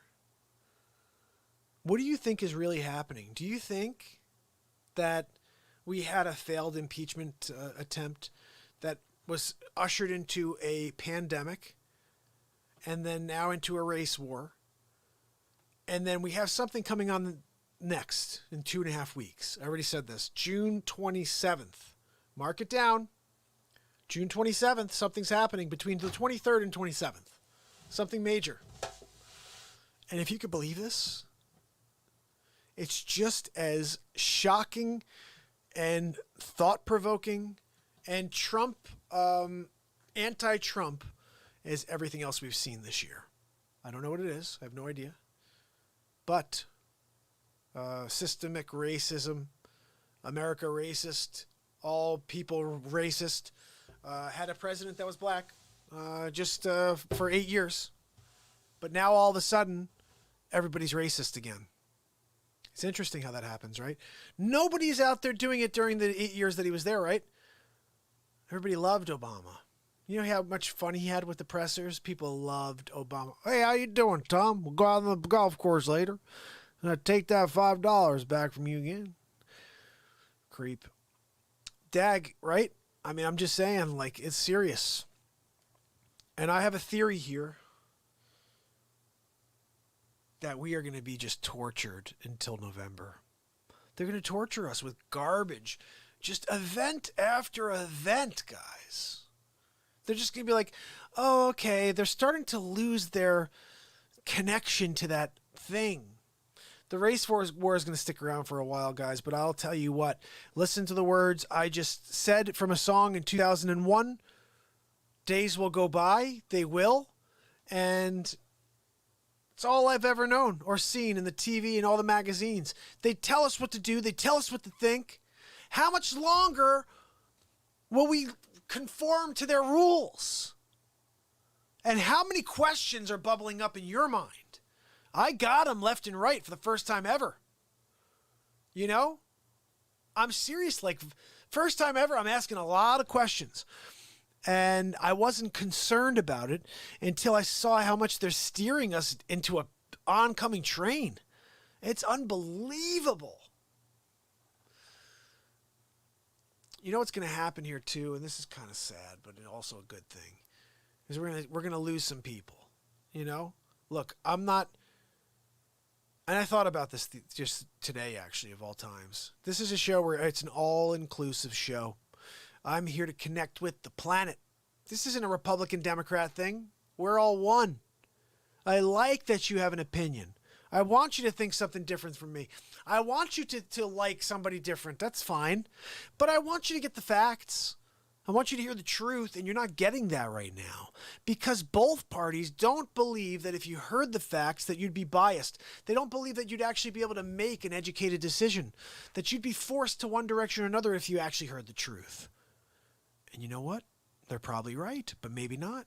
I hear a lot of people that are just being idiots right now. I don't care how many times Joe Biden raped someone. I heard this. I don't care how many times Joe Biden could have raped somebody 100 times. I'm still voting for him. I hate Trump. Does that sound interesting and different to you? A few years back, they're saying, I hate Trump so much, I'm going to vote for Hillary. This has been just an ongoing process from the elevator ride down. When Trump came down and said, I'm running for president. From there, it was just like open season. Obama set his FBI internal staff to spy on his opponent. Is that not exactly what happened in Watergate? Now, Obama wound up getting his full 2 terms in, so he can't be impeached and kicked out of office. But he also probably legitimately wasn't a president if he really wasn't born in the United States, which, again, that's debatable. I saw a document the other day that looked like his birth certificate, and it did not say Hawaii. Just saying. The Fed is buying the bond market so mortgage rates will stay low. Listen, Dag, I want to tell you something, okay? There's so much propping up going on out there in order to get things to November so they can take this election from the Republicans. What they're going to do is continue to, I called it the snowball. I said, look, they're snowballing me. They're going to continue to snowball until they envelop a Trump. Here's the thing, I called this yesterday. It's a new thing. When the media wants to defame and destroy someone, this is a thing I'm coining, they pull a Trump. They pull a Trump. What does that mean, Mark? They literally rip every single thing that you say apart and shred it down to one word and then create a narrative around that one word.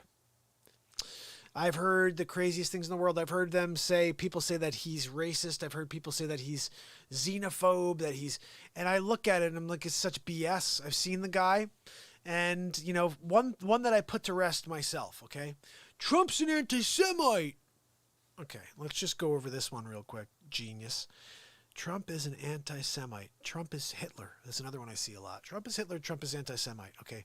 All ridiculous left-wing fake news, okay? Trump, the anti-Semite, has a daughter who converted to Judaism and is Jewish now, and is part of his cabinet, is part of his entire entourage.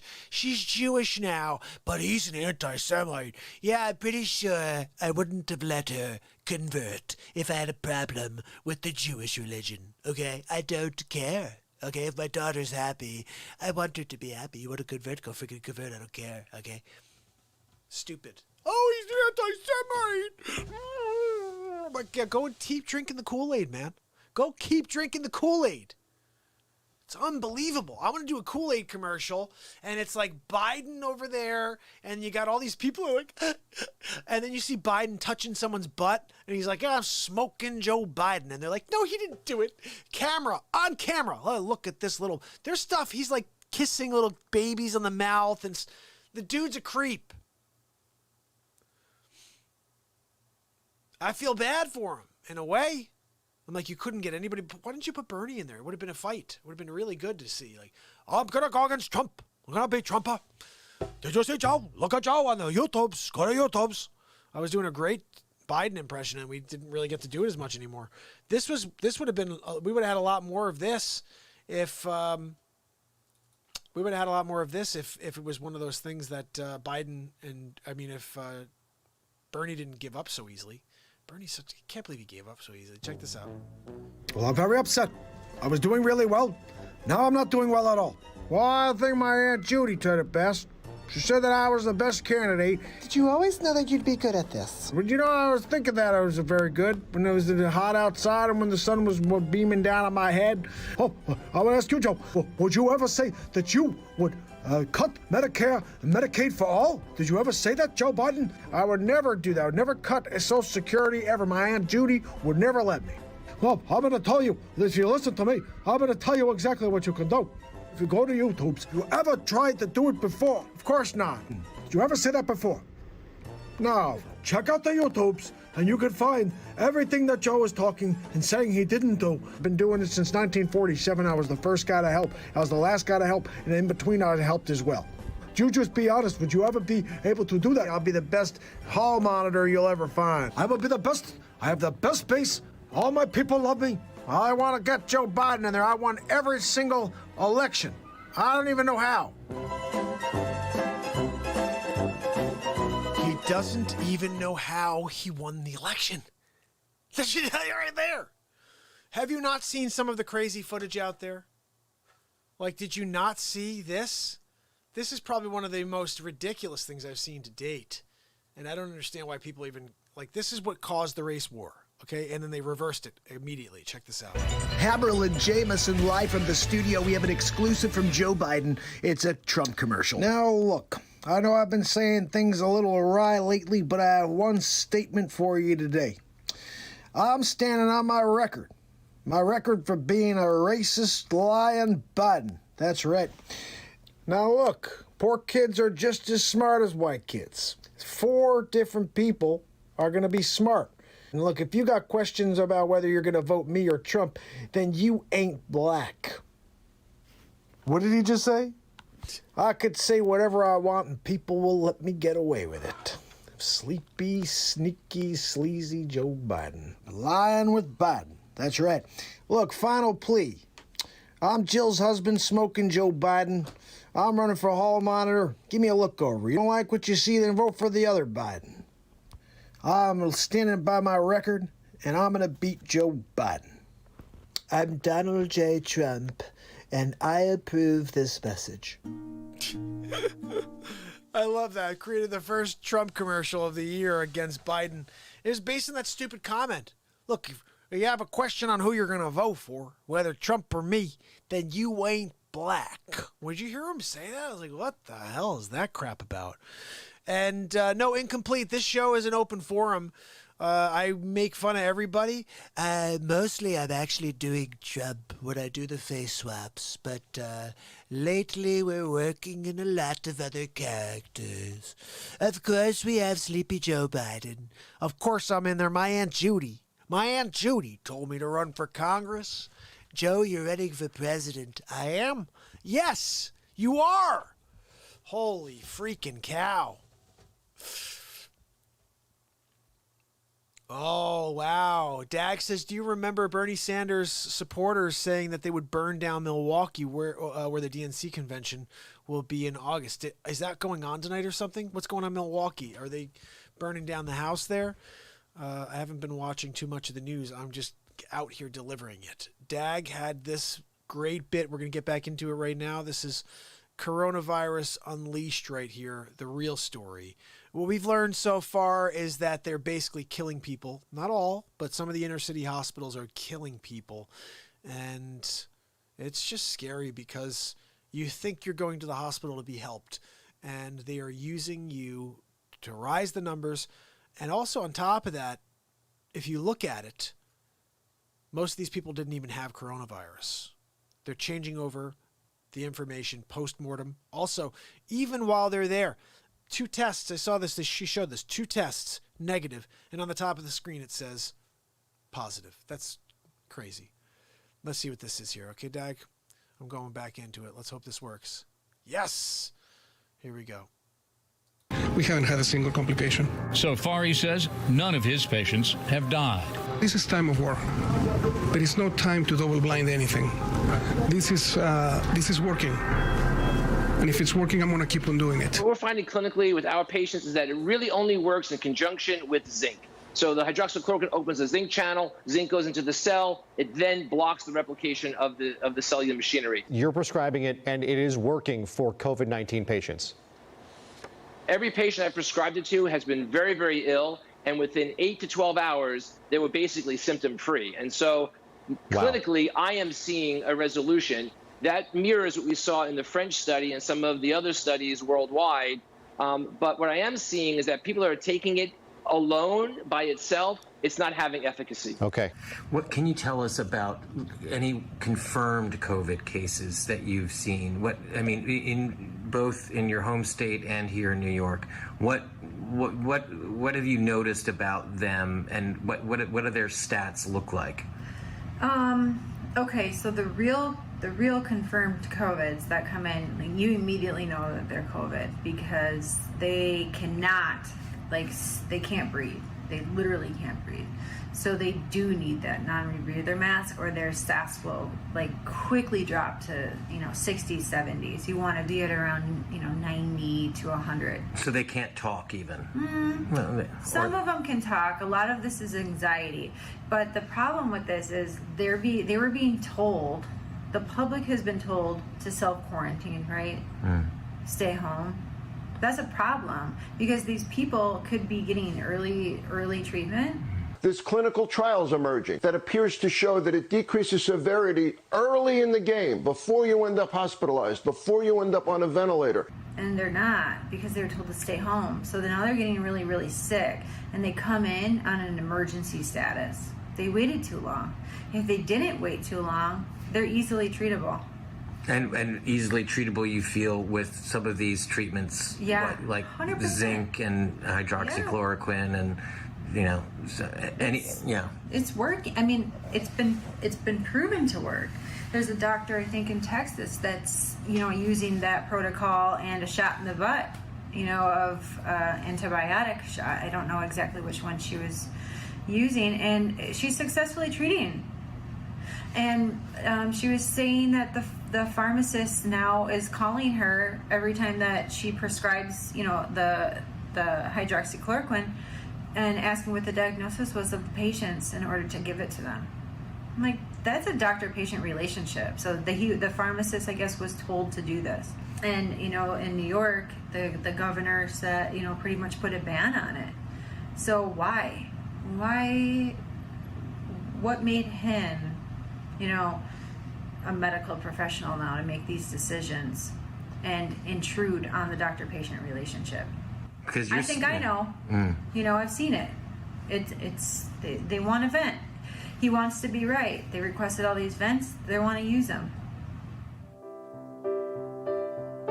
As part of the same executive order that granted hospitals near blanket immunity from malpractice litigation during the epidemic, Governor Cuomo singled out hydroxychloroquine as the one drug that could not be used as an off-label therapy for COVID-19, except as a part of approved studies. The order was issued ostensibly to prevent hoarding, so that those who take this decades-old, inexpensive treatment with a long safety record for approved conditions like lupus would have access to it. He later amended the order to allow hydroxychloroquine's use in later-stage patients in hospitals, but not in early outpatient treatment. Both hydroxychloroquine and chloroquine had shown efficacy in the prior SARS coronavirus epidemic, and studies in France and other countries had already shown its effectiveness for COVID-19. But instead of making research and production of a promising therapy a priority so that there wouldn't be shortages, vents became the near exclusive focus, along with the search for a vaccine. This has been true even of President Trump, who, despite his public cheering for hydroxychloroquine, has not made it the focus of warp speed funding and testing. A number of U.S. studies have shown the promise of hydroxychloroquine-based therapies, most recently a Yale University study focused on early treatment. And in what may be the most scandalous retraction in recent memory, a Lancet paper that purported to show hydroxychloroquine alone or with other therapies was in fact dangerous, has been shown to be based on fraudulent data. Aaron's home hospital system confirmed in a phone conversation with Perspectives on the Pandemic that they have used a protocol involving hydroxychloroquine and zinc to great effect. Because in your view, this should be an individually decided doctor-patient choice. Everything should be that. I mean, there is no reason that any government should get in between a doctor-patient relationship. That's none of their business. You know, if anything is HIPAA protected, it should be that. I mean, when you think about it, it's sickening. It's the same reason they won't use like other treatments that are successful around the world. And I had a conversation with a doctor about this. Are you guys doing like different sorts of like treatments? Because I know like nothing works. They have, yeah, but I mean, there's, you know, they're coming out with different things that are in the testing phase. It's the same thing. They come with a platinum that kill more people than actually save. So that's one. And he said that they don't work anyway. And I told him, well, obviously what you guys have going on here isn't working. So what's the harm in trying? I don't expect any of these people to survive. 90% of them would die.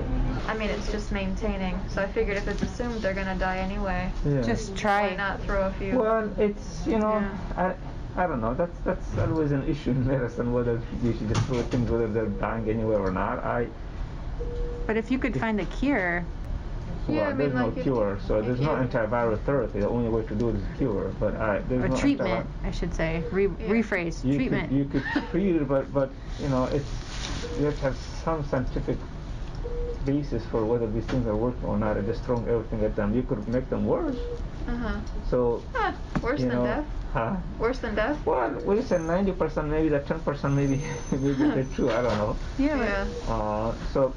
But, I mean, if there's no basis for it working, I mean, you wouldn't just try things just because. I mean, I would. I might, if it could save my life. Yeah, hell yeah. So, with these actual COVID patients, they present by not really being able to breathe. Maybe they've, as you say, they've probably waited too long. They're not able to breathe, and some of that's anxiety. And what else? So, what else do they? How else do they present?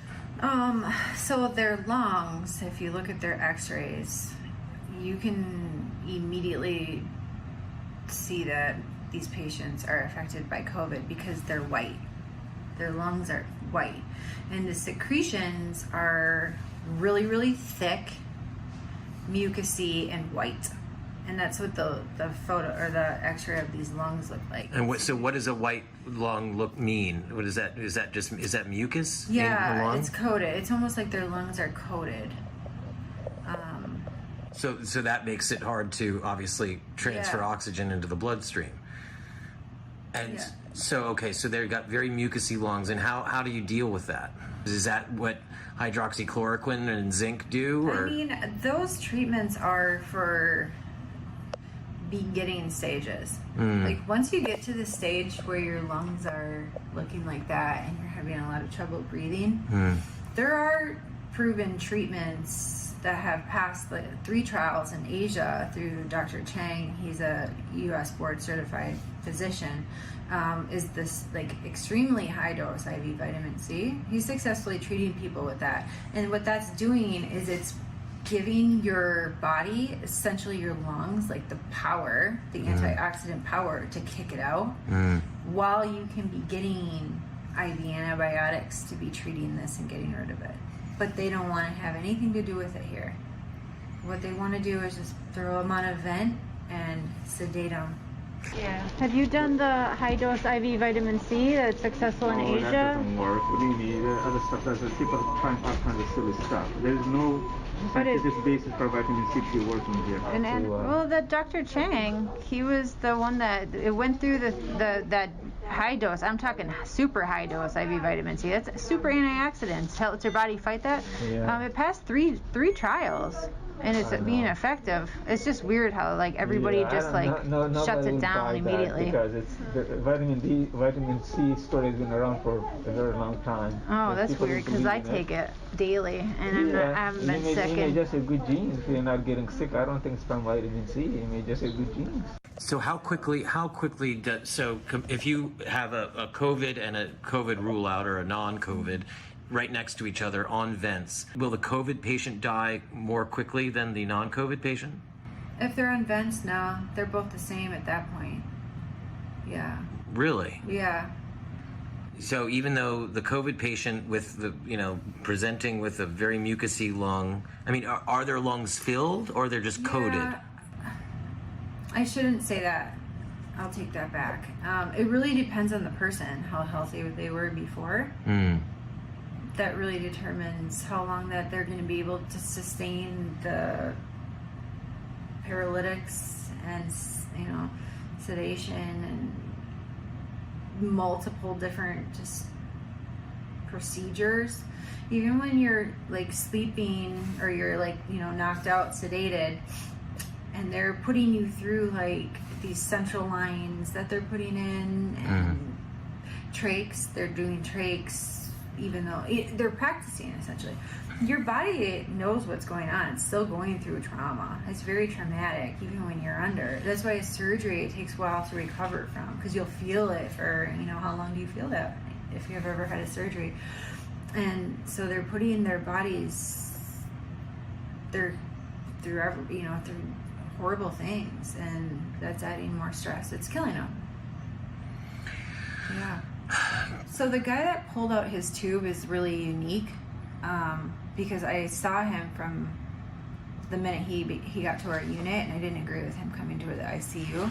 But he was admitted with hyperglycemia, which is high blood glucose, at like 700. So it's pretty high. I learned later that it was high because they were treating him with a lot of different psych drugs, and that increases it. It was the treatment that got him to the 700. And when you have a blood glucose that high, you're automatically going to have altered mental status. So now they called him crazy. Okay? So he's admitted to the ICU, and everyone's like, well, why is he here? Because he was acting, he was acting out. He didn't know where he was. He was confused.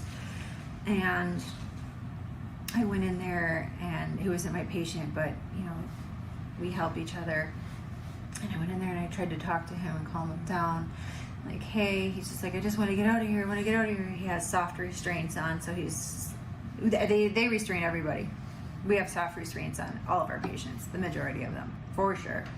Which I think is crazy. But it goes with the territory, because everybody's really lazy and it's easier to just treat them with drugs or tie them to their beds. So he was tied up. Obviously, what is that going to do? It's going to make, you're tied up in a hospital, you don't have any family. What do you think? You're going to freak out. So he was. And his oxygen was sitting at, 88, 87. Doctor comes in, I should say, fellow comes in, and she says that if you can't get your breathing under control, we're going to have to put a tube in you to help you with that. And I go, what? I'm like, he doesn't need a tube down his throat. Like, he doesn't need a vent. She goes, well, yeah, he's destatting. And I said, no, like, absolutely not. He does not need that. We need to get his blood sugar under control and he will be fine and maybe not tied to this bed. And she goes, yeah, we'll talk about it. We'll just monitor him. And I was working night shift. This was probably around 6 a.m. At 6:45, we had a code down the hall. The code passed. Had to do all that. Got out of there. I'm going to push pause here for a second. Short supply. Oops, uh-oh. You picked the 26. I'm going to push pause here. Say, Amma Machine's taking off for the night. Amma, appreciate you, buddy.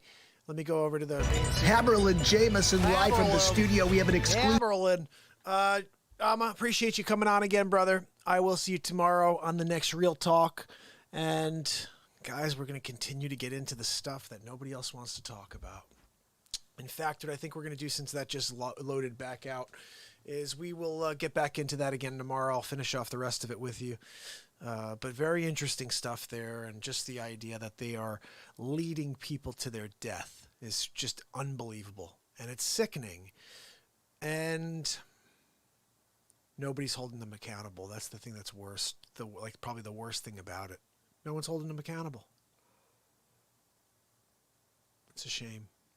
And again, there are so many doctors doing great work out there, nurses, but to hear how these people were treating human lives, the way they were treating it, the way they acted, but no, why would we try that? Yeah, they've been talking about vitamin C. There's no proven. Why wouldn't you try? Why wouldn't you give it at least a shot?